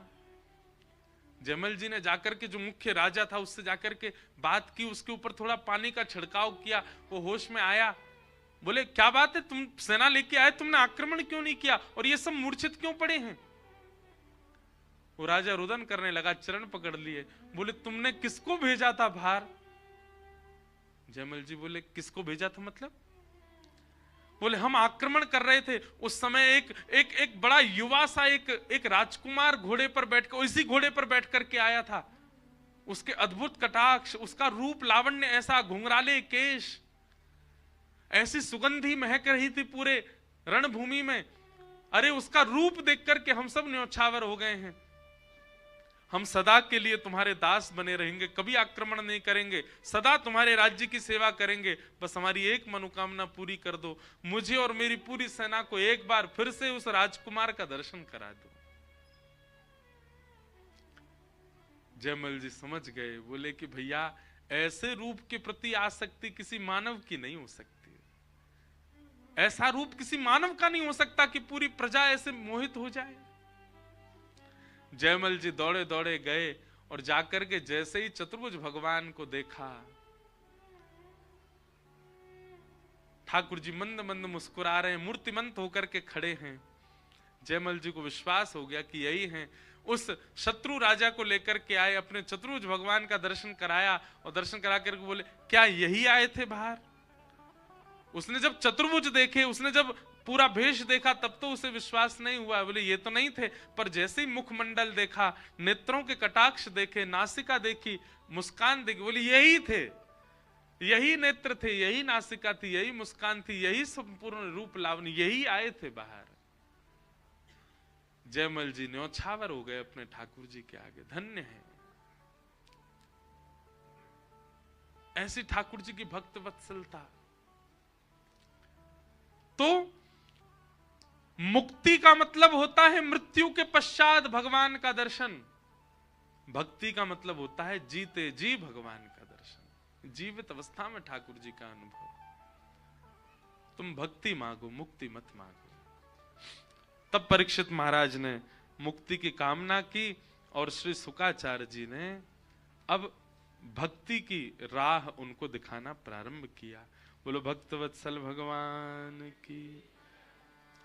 उद्धव विदुर संवाद आया, जहां यहीं हरिद्वार में विदुर जी महाराज ने मैत्रेय मुनि के आश्रम में आकर के भागवत धर्म का श्रवण किया। कपिल देवूति संवाद में कपिल भगवान ने देवूति माता को अद्भुत ज्ञान उपदेश किया। देवभूति माता के अनेक प्रश्नों का उत्तर भगवान कपिल दे रहे हैं। ध्रुव चरित्र का भाव आया, जहां पर नन्हे से ध्रुव जी ने मधुवन में जाकर के भगवान के प्रत्यक्ष साक्षात्कार किए। उनकी पूरी परंपरा का वर्णन किया गया, जहां पर भगवान के पृथु अवतार का भाव भी सुनाया गया।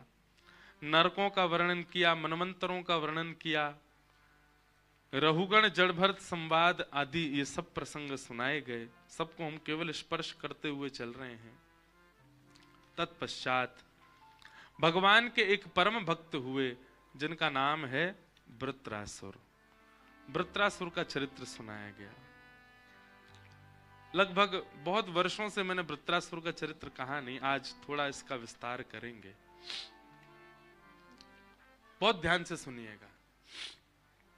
ठाकुर जी का जन्मोत्सव अभी करेंगे हम लोग, पर उससे पहले के जो क्रम है उनको कर लें। एक असुर हुआ जिसका नाम था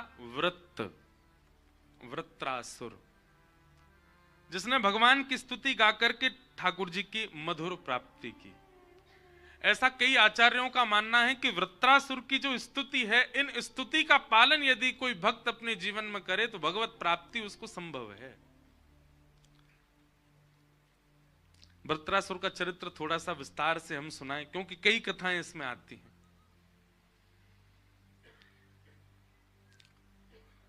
देवताओं के एक गुरु थे, उनका नाम था बृहस्पति। देवताओं के गुरु का नाम है बृहस्पति। बहुत ध्यान से सुनिएगा, बहुत अच्छी कथा है। तो एक बार की बात है कि देवता कुछ आयोजन कर रहे थे और उसमें सब लोग नाच रहे थे, गा रहे थे, उत्सव मना रहे। तभी बृहस्पति का आगमन हो गया स्वर्ग में। सब लोग इधर देखो, बहुत ध्यान से सुनो। इंद्र यानी कि देवताओं के राजा ने बृहस्पति को आते हुए देख लिया, और बृहस्पति को आते देख उनके मन में आया कि अब ये गुरुजी और आ गए यहां पे, अब हम लोगों को इनका सम्मान करना पड़ेगा, इनके लिए आसन लगाना पड़ेगा।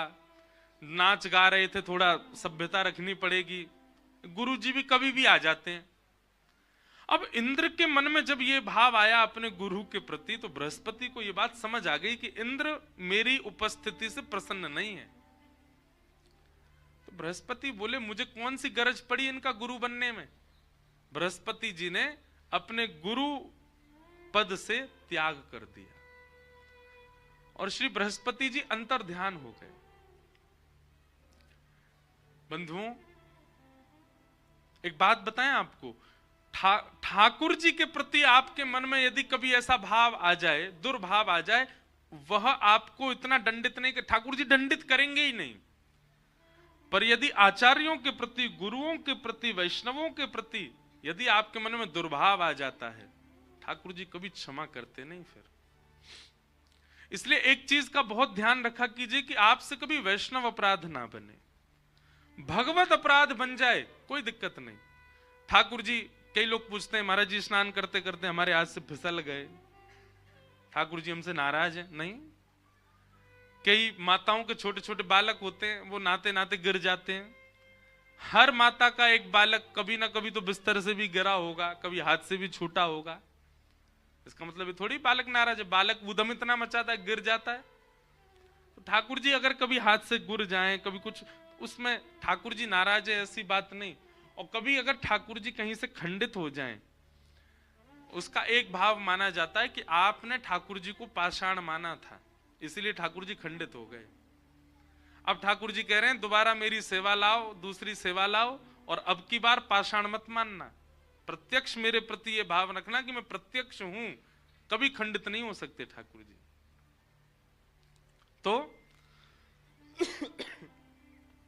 एक बात और है, अगर आप ठाकुर जी को पाषाण मानते हैं ना, तो ठाकुर जी ऐसी स्थिति बनाएंगे कि वो आपके हाथ से गिरें।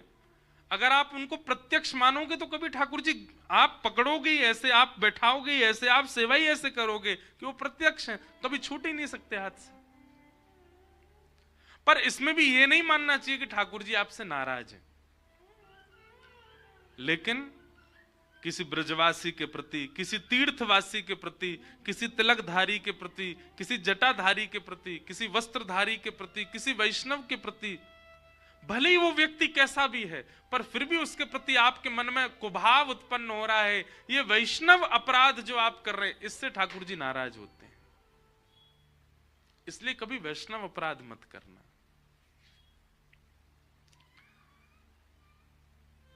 बृहस्पति अपने गुरु पदवी का त्याग कर देते हैं, और देवता और दैत्यों के यहां एक नियम चलता है, गुरु जितने बलवान उतने ही ज्यादा बलवान देवता, उतने ही ज्यादा बलवान दैत्य। अब जब गुरु जी चले गए तो फिर दैत्यों का सारा बल चला गया, देवताओं का बल चला गया।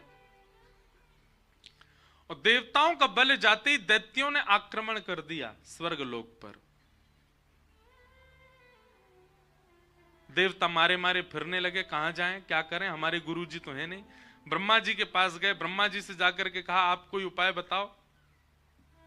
तब ब्रह्मा जी ने कहा तुम देवताओं में एक देवता है, उनका नाम है त्वष्टा, और त्वष्टा के पुत्र का नाम है विश्वरूप। यदि आप विश्वरूप को अपना गुरु मान लो तो ये बृहस्पति के समान है, ये तुम्हारा बल बढ़ा देंगे। बहुत ध्यान से सुनना। विश्वरूप को गुरु बनाया, और विश्वरूप को गुरु बनाने के बाद जब उनकी आराधना करने लगे, विश्वरूप की जो माताजी थी वो दैत्यों की बहन थी, तो कहीं ना कहीं दैत्य विश्वरूप के कौन हुए, मामा। तो देवताओं के गुरु विश्वरूप और विश्वरूप के मामा दैत्य, मतलब देवताओं के शत्रु। तो विश्वरूप कभी कभी अपने मामाओं का भी बल बढ़ाते थे यज्ञ आदि करने में। इंद्र को जब ये बात पता चली तो इंद्र ने क्रोध में आकर के अपने गुरु का सर धड़ से अलग कर दिया। पहले तो बृहस्पति का अपमान किया, और फिर उसके बाद में दूसरे गुरु जो बने विश्वरूप, उनका सर धड़ से अलग कर दिया, जिसके कारण इंद्र को ब्रह्म हत्या लग गई और वो अब स्वर्ग में राज्य नहीं कर सकते। तब इंद्र ने कहा अगर मेरे इस ब्रह्म हत्या के दोष को कोई लोग अपने ऊपर धारण कर लें, मेरे ब्रह्म हत्या के दोष को यदि कोई अपने ऊपर ले ले, तो मैं उसको, एक मेरा दोष लगेगा, दूसरी तरफ मैं उसको वरदान दूंगा। 4 लोग आगे आए ब्रह्म हत्या का दोष जिन्होंने अपने ऊपर धारण किया। सबसे पहले जल। तो जल में उठने वाला जो फैन है, जो झाग हैं, कभी कभी समुद्र में होते हैं, वो ब्रह्म हत्या का दोष माने जाते हैं। उनका स्पर्श करके स्नान करना चाहिए। दूसरा आगे आई वृक्ष। तो वृक्षों से निकलने वाला जो श्वेत तत्व है, कभी कभी पत्ता तोड़ो तो उसमें से कुछ निकलता है, वो ब्रह्म हत्या का दोष है। कभी कभी औषधि के लिए उसका प्रयोग किया जाता, पर उसके बाद भी स्नान आवश्यक है, क्योंकि वो ब्रह्म हत्या का दोष है। तीसरा, उस दोष को धारण किया पृथ्वी ने। तो पृथ्वी के ऊपर जहां पर रक्त वर्ण दिखता है, लाल वर्ण की माटी दिखती है, कभी कभी उसको ब्रह्म हत्या का दोष माना जाता है। और चौथा, ब्रह्म हत्या के दोष को अपने ऊपर धारण किया माताओं ने। इन 4 लोगों ने अपने ऊपर ब्रह्म हत्या के दोष को लिया, जिसके लिए मासिक धर्म होता है। इंद्र ने इन 4 को एक एक वरदान दिया। जल को वरदान दिया कि तुम्हारे बगैर किसी का रूप निरखेगा ही नहीं, कुछ भी बनाने में आपकी आवश्यकता होगी, आपके बगैर किसी का काम नहीं चलेगा, आप सबके रूप को पूर्ण करने में समर्थ रहोगे। वृक्षों को वरदान दिया कि आपको कोई कहीं से भी काट दे, कुछ दिन जल का सिंचन हो जाए तो आप फिर प्रकट हो जाओगे। आप कभी पूर्ण रूपेण जब तक जड़ से ना उखाड़े आप मरोगे नहीं। वृक्षों को कई बार ऊपर से काट दो फिर से निकल आते हैं। पृथ्वी को वरदान दिया कि आप में कोई कितना भी गड्ढा कर दे आप फिर भर जाओगे, अपने आप ही भर जाओगे, आप में गड्ढा रह नहीं सकता। और माताएं बहनों को वरदान तो अद्भुत ही दिया, बोले आप किसी को भी अपने वश में कर सकते हो आपको वश में करने की शक्ति हम प्रदान करते हैं। जब तक बालिका होती हैं तब तक पिता को वश में कर लेती हैं, पिताजी ये चाहिए वो चाहिए, ये खाना वो खाना सब। जब ब्याह हो जाता है तो पति वश में रहता, और जब पुत्र जन्म ले तो पुत्र वश में रहता है, सब इनके वश में रहते हैं। ये इंद्र का वरदान है इनको। इंद्र पुनः राजा बन गए, क्योंकि उनके ब्रह्म हत्या के दोष को 4 लोगों ने ले लिया। परंतु विश्वरूप जिनको मारा गया था, उनके पिता ने इंद्र से बदला लेने के लिए, मेरे बेटे को मार दिया इंद्र ने, उन्होंने यज्ञ से एक नया बालक उत्पन्न किया जिसका नाम हुआ वृत्रासुर। वृत्रासुर इतना भयानक राक्षस था कि देवता त्राहिमाम करके दौड़ने लगे उससे बचने के लिए, परंतु यज्ञ करते समय त्वष्टा से गलती हो गई। उन्होंने मंत्र का उच्चारण किया, उसमें अनुस्वार की गलती के कारण इंद्र का शत्रु बालक तो हुआ, इंद्र को मारने वाला नहीं, इंद्र से मरने वाला बालक हुआ। लेकिन वृत्रासुर इतना बलवान था कि उसके आगे कोई देवता टिक नहीं पाए। ब्रह्मा जी के पास गए, बोले क्या करें, ये तो हमको मार देगा, देवता सब खत्म हो जाएंगे। तब ब्रह्मा जी ने कहा एक ही उपाय है। बोले क्या? दधीच मुनि के पास जाओ और उनकी अस्थि यानी कि हड्डी, उनकी हड्डियों से वज्र बनेगा, उसी वज्र से मरेगा ये। अब देवता सब बोले हम किसी ऋषि से जाके कैसे कह दें अपनी हड्डी दे दो? ब्रह्मा जी बोले देख लो, अगर दे दें तो तुम बच जाओगे, नहीं तो सब अलविदा। देवता दौड़े दौड़े दधीच मुनि के पास गए, दधीची जी से जाके कहा कि आप अपनी अस्थि प्रदान कर दीजिए, हड्डी दे दीजिए। दधीच मुनि ने बलिदान किया और अपनी हड्डियां प्रदान कर दी देवताओं को, और उसी से वज्र बना जिससे वृत्रासुर के साथ युद्ध हुआ। पर युद्ध से पहले वृत्रासुर ने भगवान की स्तुति गाई, और ये स्तुति सुनने लायक है, याद करने लायक है। अहम हरे तव पादैकमूल दासानुदासो भवतास्मि भूयः मनस्मरेता सुपतेर्गुणांस्ते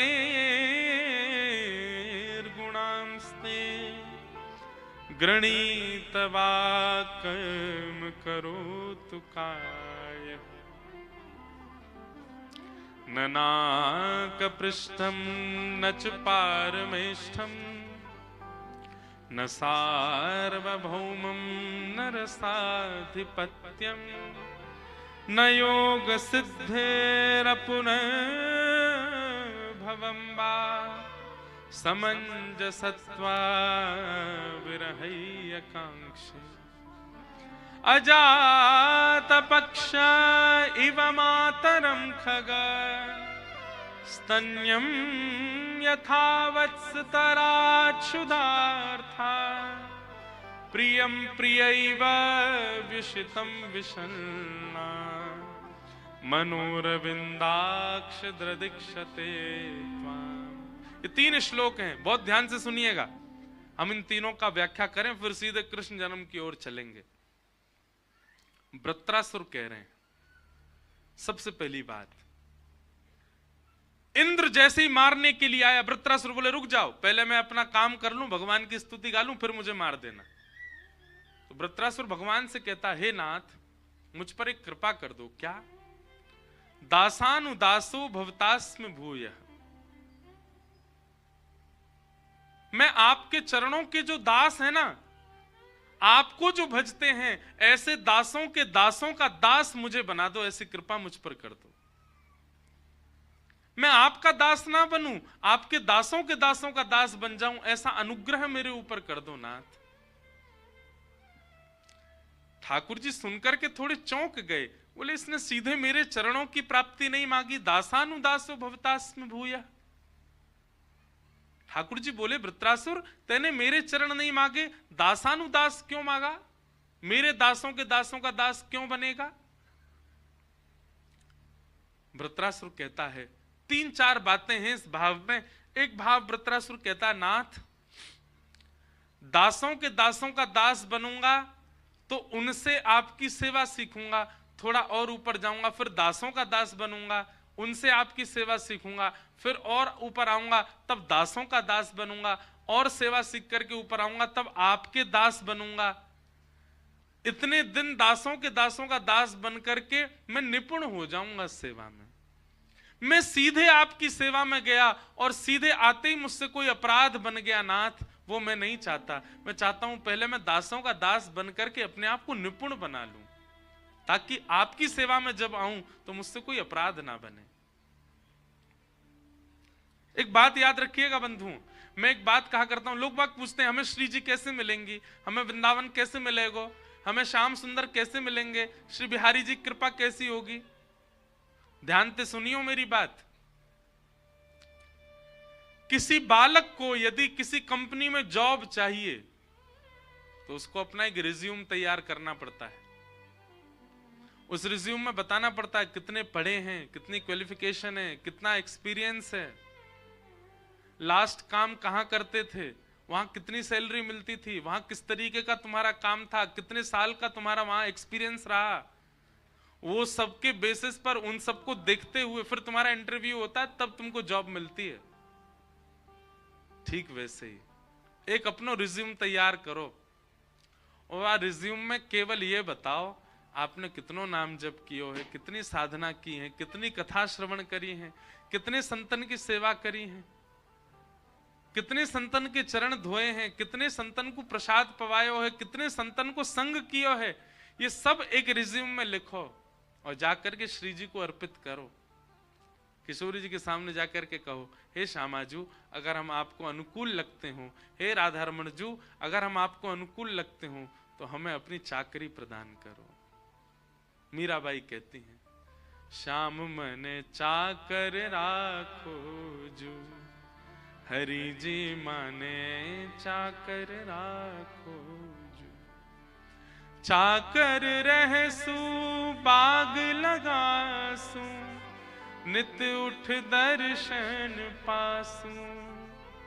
वृंदावन की कुंज गलिन में हरि की लीला गासू। हरि जी मने चाकर राखो जू, बिहारी मने चाकर राखो। मीराबाई ने ना जाने कितने वर्षों तक बाहर निवास किया, वृंदावन को केवल भजा। कितने वर्ष बाद वृंदावन गई मीराबाई। क्यों? पहले स्वयं को निपुण बनाया। हम ठाकुर जी के योग्य तो बन जाएं, पहले सेवा आ तो जाए हमारे जीवन में, तब जाएंगी ठाकुर जी के पास। तो ऐसे भैया श्री जी की प्राप्ति ऐसे ही ना हो जाएगी। वृंदावन जा रहे हो, बरसाने जा रहे हो, वहीं पड़े भय बातें ना मिलेगी। वाक्य काजे पहले स्वयं की निपुणता बताओ, कितनी सेवा करी, कितनी कथा सुनी, कितनो नाम जप कियो, कितनो संत संग कियो, कितनो वैष्णव संग कियो। श्री जी जब वाप दृष्टि डालेंगे तब स्वीकार करेंगे। और श्री जी तो हमारी स्वीकार करने को तैयार ही बैठी हैं। भैया ये सहचरी, ये सखी, हमारे ठाकुर जी ये रुकावट बन जाएं, ये देखें हमारी श्री जी को कहीं श्रमित तो नहीं कर देगो। इनको योग्यता दिखानी पड़े, श्री जी योग्यता ना देखें।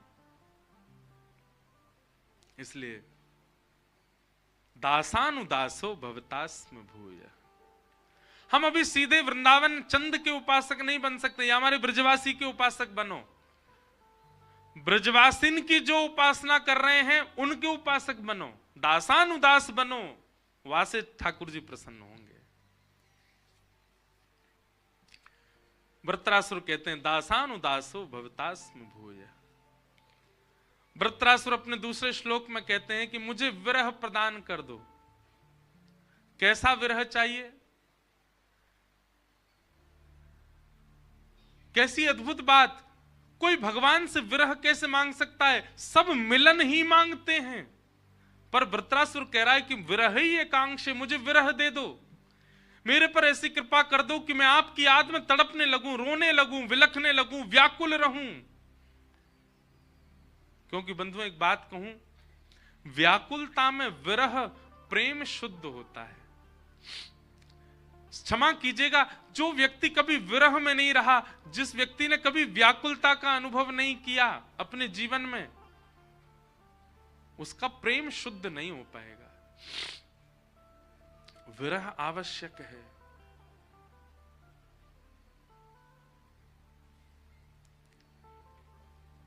कैसा विरह चाहिए? अजात पक्ष इव मातरम खगा स्तन्यम यथावत्स तराच्छुधार्था प्रियम प्रियैव व्युषितम विषन्नाह मनोरविंदाक्ष दृदिक्षते त्वाम।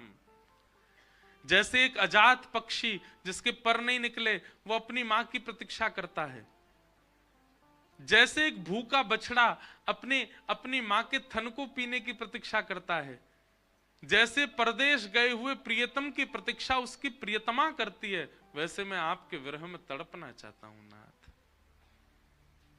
ऐसी कृपा कर दो कि मैं व्याकुल रहूं आपके लिए। वृत्रासुर ने ऐसी स्तुति गाई और इस स्तुति से भगवान अति प्रसन्न हो गए। विरह प्रेम को पुष्ट करता है, प्रेम को शुद्ध करता है, प्रेम को प्रबुद्ध करता है। जिसने अपने जीवन में विरह नहीं सहा है ठाकुर जी का, ठाकुर जी के प्रेम में कहीं ना कहीं उसके हृदय में दूषितता आ सकती है। विरह बहुत आवश्यक है।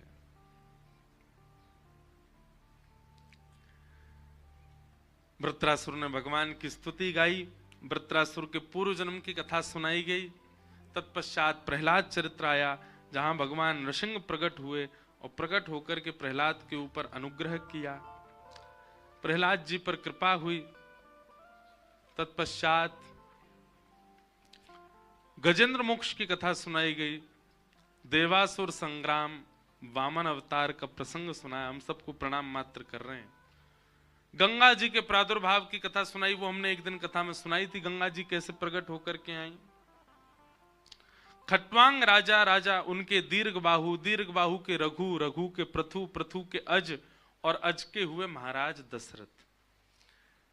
और महाराज दशरथ के यहां पर भगवान 4 रूपों में प्रकट हुए, राम, भरत, लक्ष्मण और शत्रुघ्न। श्री राम जी को प्रणाम किया गया 2 अध्यायों में, पर हम एक ही श्लोक में प्रणाम कर लेते हैं संपूर्ण रामचरित्र को। सब लोग श्री राम जी का स्मरण करते हुए राम जी को वंदन करो।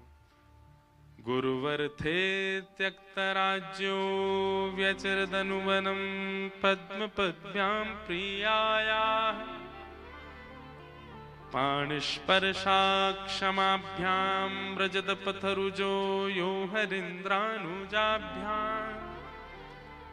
वैरूप्या शूर्पणख्या प्रिय विरहरुषरोपितब्रू बिजंभ तस्ताब्धिर्बद्ध सेतु खलदवदहन कौशलेन्द्रोवतान। बोलो राजा रामचंद्र भगवान की। प्रभु श्री राम को भागवत जी में 2 अध्यायों में प्रणाम किया गया। ऐसे प्रभु श्री राम को हम वंदन करते हैं। 2 अध्यायों में अभी 25 दिसंबर से लेकर के और 31 दिसंबर तक श्री रामेश्वरम में राम कथा है। जो लोग आ सकें रामेश्वरम पहुंच जाना, और जो नहीं आ सकते वो घर बैठे ही यूट्यूब पे सुन लेना। साल में एक ही राम कथा करते हैं हम, और वो भी एक परिवार के लिए ही करते हैं। एक ही परिवार है, उन्होंने ही कहा है कि हमको 12 ज्योतिर्लिंग में करानी है 12 साल में। हर साल एक ज्योतिर्लिंग में कराते हैं। पिछली साल सोमनाथ में थी, इस साल रामेश्वरम में है, और संभवतः अगले वर्ष या उसके अगले वर्ष केदारनाथ में होंगी, तो केदारनाथ भी जाएंगे।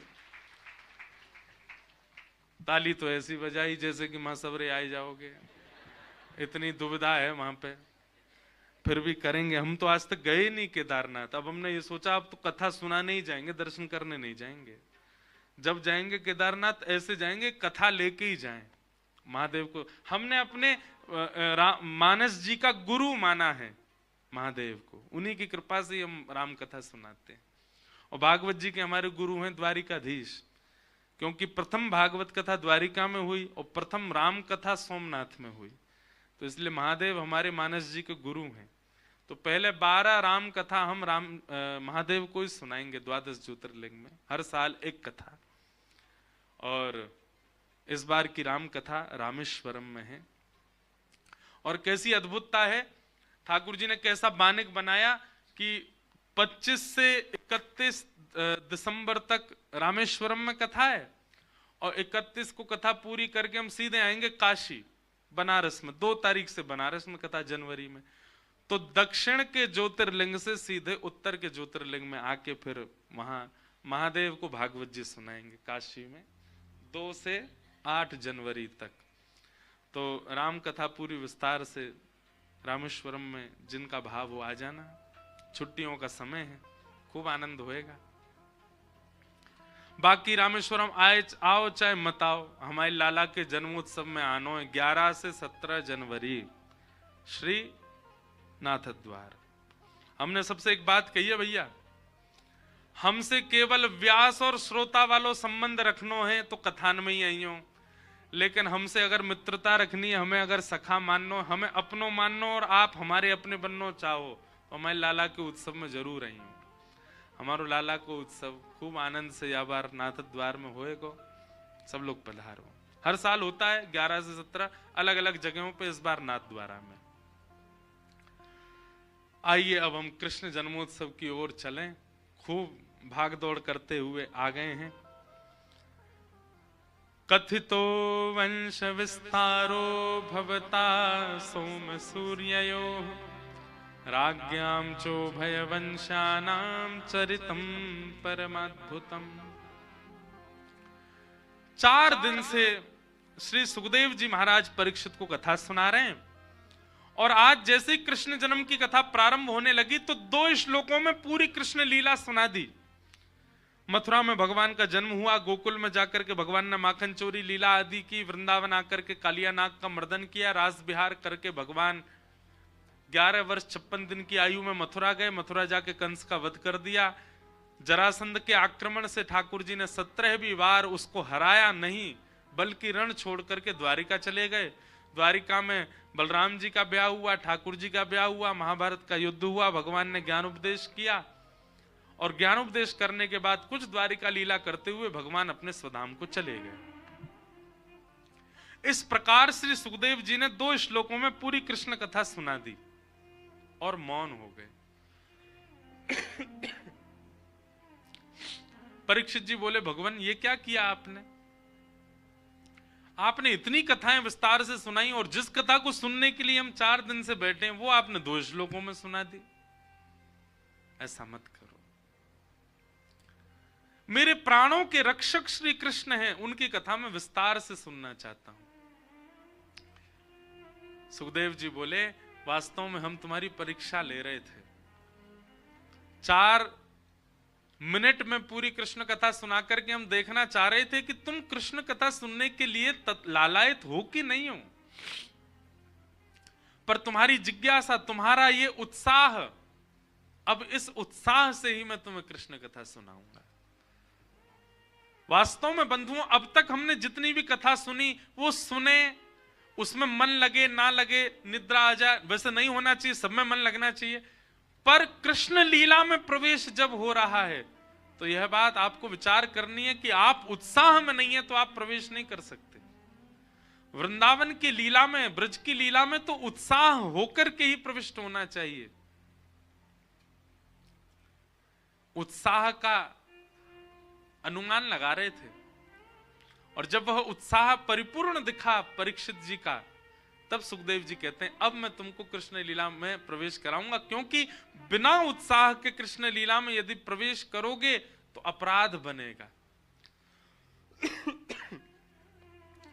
वृंदावन ब्रजमंडल कभी भी बिना उत्साह के मत जाइए। आगरा गए थे किसी काम से, लगे हाथ वृंदावन हुआ है, ऐसा नहीं करना है। दिल्ली गए थे किसी शादी में, लगे हाथ वृंदावन हुआ है, ऐसा नहीं करना है। छुट्टी है, चलो वृंदावन हुआते हैं, ऐसा नहीं करना है। वृंदावन के लिए कोई ऐसा नहीं कि समय है तो चले जाएं, वृंदावन के लिए समय निकालो। वृंदावन उत्साह से जाओ, वृंदावन को प्रायोरिटी दो, तब वृंदावन आपको प्रायोरिटी देगा। बहती गंगा में हाथ थोड़ी धोना है, गंगा तो बही रही है, धो लो हाथ, ऐसा नहीं। वृंदावन के लिए यह भाव नहीं रखना है। वृंदावन के लिए तो व्यवस्थित होकर के जाइए, जाना है हमें।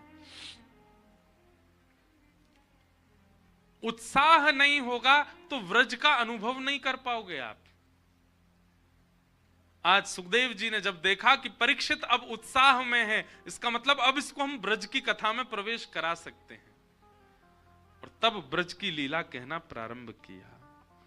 वसुदेव गृहे साक्षात् भगवान पुरुष पर जनिष्यते तत्प्रियार्थम सबवन्तु सुरस्त्रिय।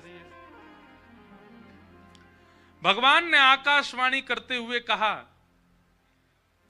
सभी देवताओं को कि पृथ्वी का भार हल्का करने के लिए मथुरा में वसुदेव और देवकी के यहाँ साक्षात भगवान अवतार लेने वाले हैं। देवताओं ने जैसे ही इस आकाशवाणी को सुना, सब देवता अनेक अनेक रूप धारण करके ब्रज में आ गए। बरसाना पर्वत के रूप में साक्षात ब्रह्मा जी आ गए, नंदगांव पर्वत के रूप में साक्षात महादेव आ गए, और श्री गोवर्धन पर्वत के रूप में साक्षात नारायण आ गए। तीनों देव विराजमान हो गए। सभी देवता, कोई गैया बनो, कोई बछड़ा बनो, कोई वृक्ष बनो, कोई लता बनो, कोई गोपी बनो, या ऐसे रूप धारण कर करके सब देवी देवता ब्रजमंडल में आ गए। ठाकुर जी आने वाले हैं। दुष्ट कंस अपनी बहन को विदा करने के लिए जा रहा था, तभी आकाशवाणी में पता चला कि इनका अष्टम गर्भ मेरा काल है। जिस बहन को विदा करने जा रहा था उसी पर तलवार का प्रहार करना चाहता था। वसुदेव जी ने चरण पकड़ लिए, बहन को मत मारो, जितनी संतान होगी हम सब तुमको दे देंगे, इनको मत मारो।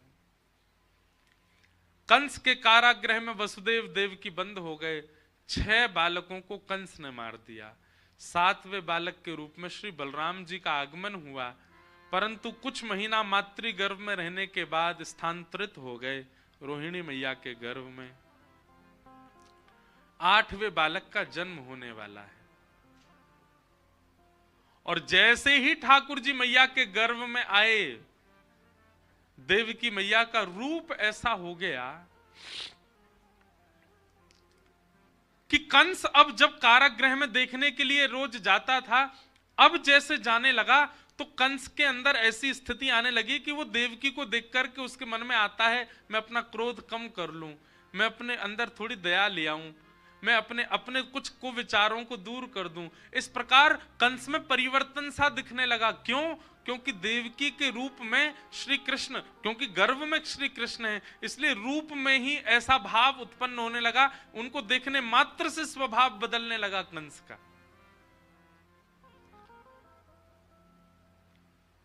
ठाकुर जी जिसके हृदय में आ जाते हैं, ठाकुर जी जिसके चित्त में एक बार विराजमान हो जाते हैं, उसकी वाणी तो बहुत दूर की बात है, उसके रूप मात्र से, उसके नेत्रों से, उसकी उपस्थिति से परिवर्तन होने लग जाता हमारे चित्त में।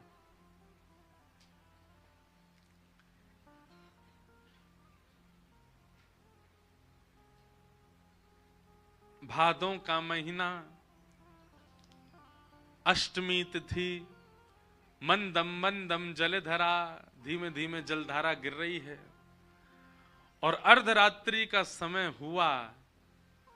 अर्धरात्रि होते ही कंस के कारागृह में देवकी और वसुदेव के गर्भ से साक्षात शंख चक्र गदा पद्म धारण करके भगवान का प्रादुर्भाव हुआ। बोलो बाल कृष्ण लाल की जय। सब लोग हाथ जोड़ो, और हाथ जोड़ करके चतुर्भुज भगवान का स्मरण करते हुए सब लोग वंदन करो। तमद्भुतम बालकमंबुजक्षणम चतुर्भुजम शंख गदायुधायुधम श्रीवत्सलक्ष्मं गलसौभकौस्तुभम पीतांबरम सांद्रपयोधसौभगम। बोलो बाल कृष्ण लाल की जय। कंस के कारागृह में देवकी और वसुदेव के गर्भ से भगवान का साक्षात प्रादुर्भाव हुआ। तमद्भुतम बालकमंबुजक्षणम, अद्भुत बालक का प्राकट्य हुआ है। कैसे हैं ठाकुर जी? छोटे से लाला हैं, पर छोटे से ही लाला की 4 भुजा हैं, और चारों भुजान में शंख चक्र गदा पद्म, चारों आयुध लगे हुए हैं ठाकुर जी के। पीतांबरी पहन के आए हैं, गले में कौस्तुभ मणि पहन के आए हैं, वहां पूरे तैयार है के आए हैं जैसे ब्याह करवे जा रहे हो। लाला कोई ऐसे जन्म ले? हमारे ठाकुर जी विचित्र हैं, ऐसा श्रृंगार करके आए हैं जैसे कोई के ब्याह में जा रहे हो। मैया ने कही, हमने तो निवेदन किया था आप बालक बन के आना, आप तो पिताजी बन के आए हो। 4 भुजा वाला कोई बालक होता है? ठाकुर जी बोले, मैया जे हमारो वास्तविक रूप है, हमने मन में विचार कियो बालक रूप को दर्शन करावे से पहले अपने वास्तविक रूप को दर्शन कराए देंगे। मैया बोली, अब लाला बन जाओ छोटे से। ठाकुर जी ने 2 भुजा अंतर ध्यान कर दी, वस्त्र अंतर ध्यान कर दिए, कौस्तुभ मणि अंतर ध्यान कर दी, नन्हे से बालक बन गए। छोटे से ठाकुर जी स्वयं चल के आए और देवकी मैया की गोद में लेट गए। मैया बोली, मोह तो नेक भी अनुभव ना है रो कि आप बालक हो। ठाकुर जी बोले, क्यों? बोले, ऐसे बोलता थोड़ी है बालक, बालक तो रोता है। ठाकुर जी बोले, अब हम क्या करें? बोले, रो। ठाकुर जी बोले, ठीक है, हम रोना शुरू करें, पर उससे पहले सुनिए, हम अभी आपका दुग्ध पान कर लें, उसके बाद पिताजी आप हमको ले जा करके गोकुल में यशोदा मैया के पास सुला देना, और वहां एक बालिका ने जन्म लिया, वो लाके कंस को दे देना। हम कुछ प्रेम की लीला व्रज में करना चाहते हैं, वो सब लीला करके 11 वर्ष बाद हम पुनः आपके पास आएंगे और फिर जीवन पर्यंत आपके पास ही रहेंगे। बस कुछ दिन के लिए आप थोड़े अपने ममत्व का बलिदान कर देना। और ऐसा कह के ठाकुर जी रोने लगे, छोटे से बालक बन गए। मैया ने अपने पयोधर का पान कराया, पान करते ही ठाकुर जी शांत हो गए। वसुदेव जी ने जैसे ही ठाकुर जी को गोद में लिया, हथकड़ियां खुल गईं, बेड़ियां खुल गईं, सारे दरबान सो गए गहरी निद्रा में। ताले खुलते चले गए और वसुदेव जी लाला को लेकर के गोकुल की ओर जा रहे हैं। मंदम मंदम जलधारा गिर रही है आकाश से, और यमुना जी के भीतर से श्री ठाकुर जी को लेकर के वसुदेव जी गोकुल पहुंचे। और गोकुल में जाकर के यशोदा मैया के बगल में लाला सुवाए दियो, और वहां से लाली लेकर के कंस के पास आए गए। कंस ने बालिका को देख करके पृथ्वी पर पटका, अष्टभुजी देवी भद्रकाली प्रकट हो गई। कंस से कह दिया, तेरे शत्रु ने तो जन्म ले लिया ब्रजमंडल में, तू कहां 6 बालकों को तैने मार दिया और आज मुझे भी मारने का प्रयास कर रहा है, कब तक बचेगा? तेरे काल, तेरे शत्रु ने जन्म ले लिया।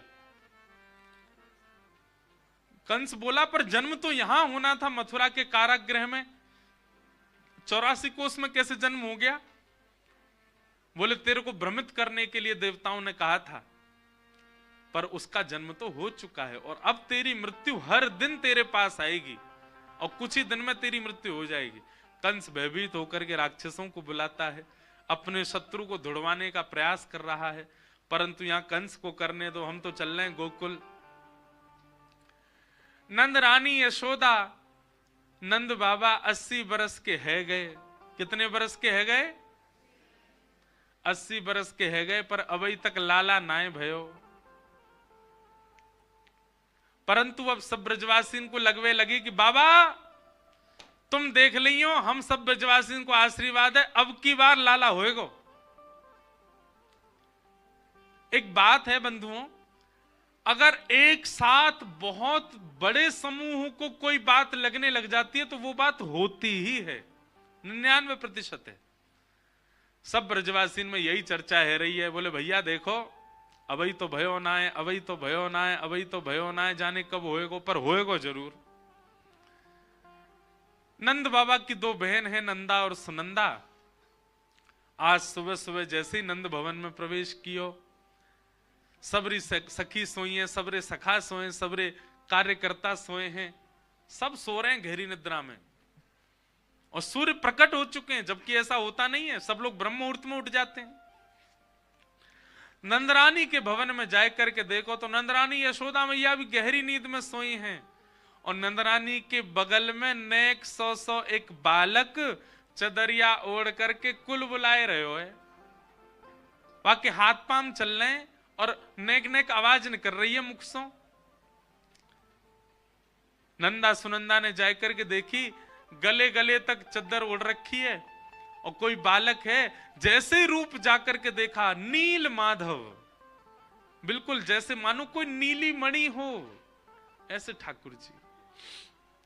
नंदा सुनंदा बोली, अरे बहन देखियो, हमारे भैया के घर लाला भयो की लाली भैया, देख तो सही। सुनंदा बोली, अरे जो भी हो, कहा फर्क पड़े, संतान होनी चाहिए। बोले, नाय नाय, एक लाला होना चाहिए, फिर भले ही 6 लाली है जाए। बोले, एक लाला काई को चाहिए तो है? लालीन में ऐसी कहा कमी है जो लाला में ना है?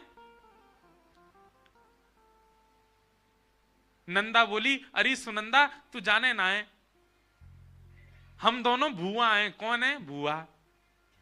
हम कल को आएंगी अपने पाम दब्बावे के काजे लाली तो थोड़ी कहेंगी, लाला तो कहेंगी चल ले लाला हमारे पाम दबा, चल ले लाला हमारो सामान उठा, चल ले लाला हमारे काजे बाजार ते ये लेके आ। और जब कभी मन करेगा वा को कान मरोड़ उलेंगी, अपनो दास बनाए के रखेंगी। लाली के काजे तो नेक दया सी आ जाए, लाली तो कैसे पाम दबाएंगे, लाली तो कैसे सामान उठवाएंगे।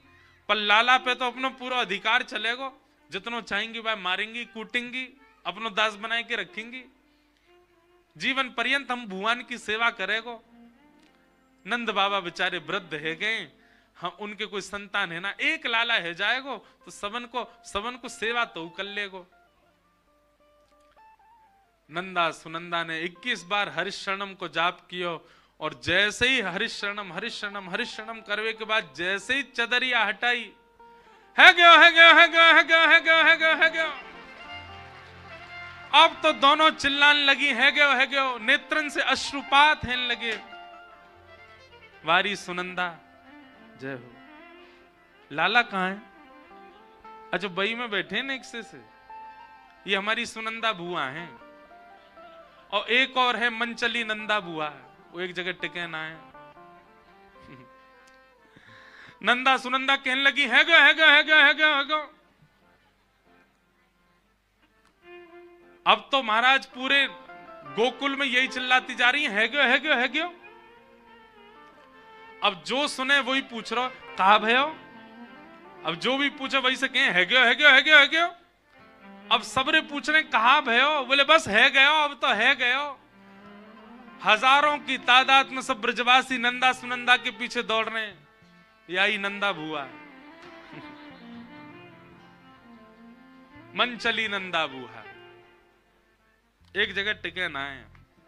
तो नंदा सुनंदा हाँ दौड़ो सबरे है गयो है गयो है गयो है गयो है गयो है गयो चिल्ला रहे, सब पूछ रहे अरे भयो का है गयो है गयो, कहा भयो।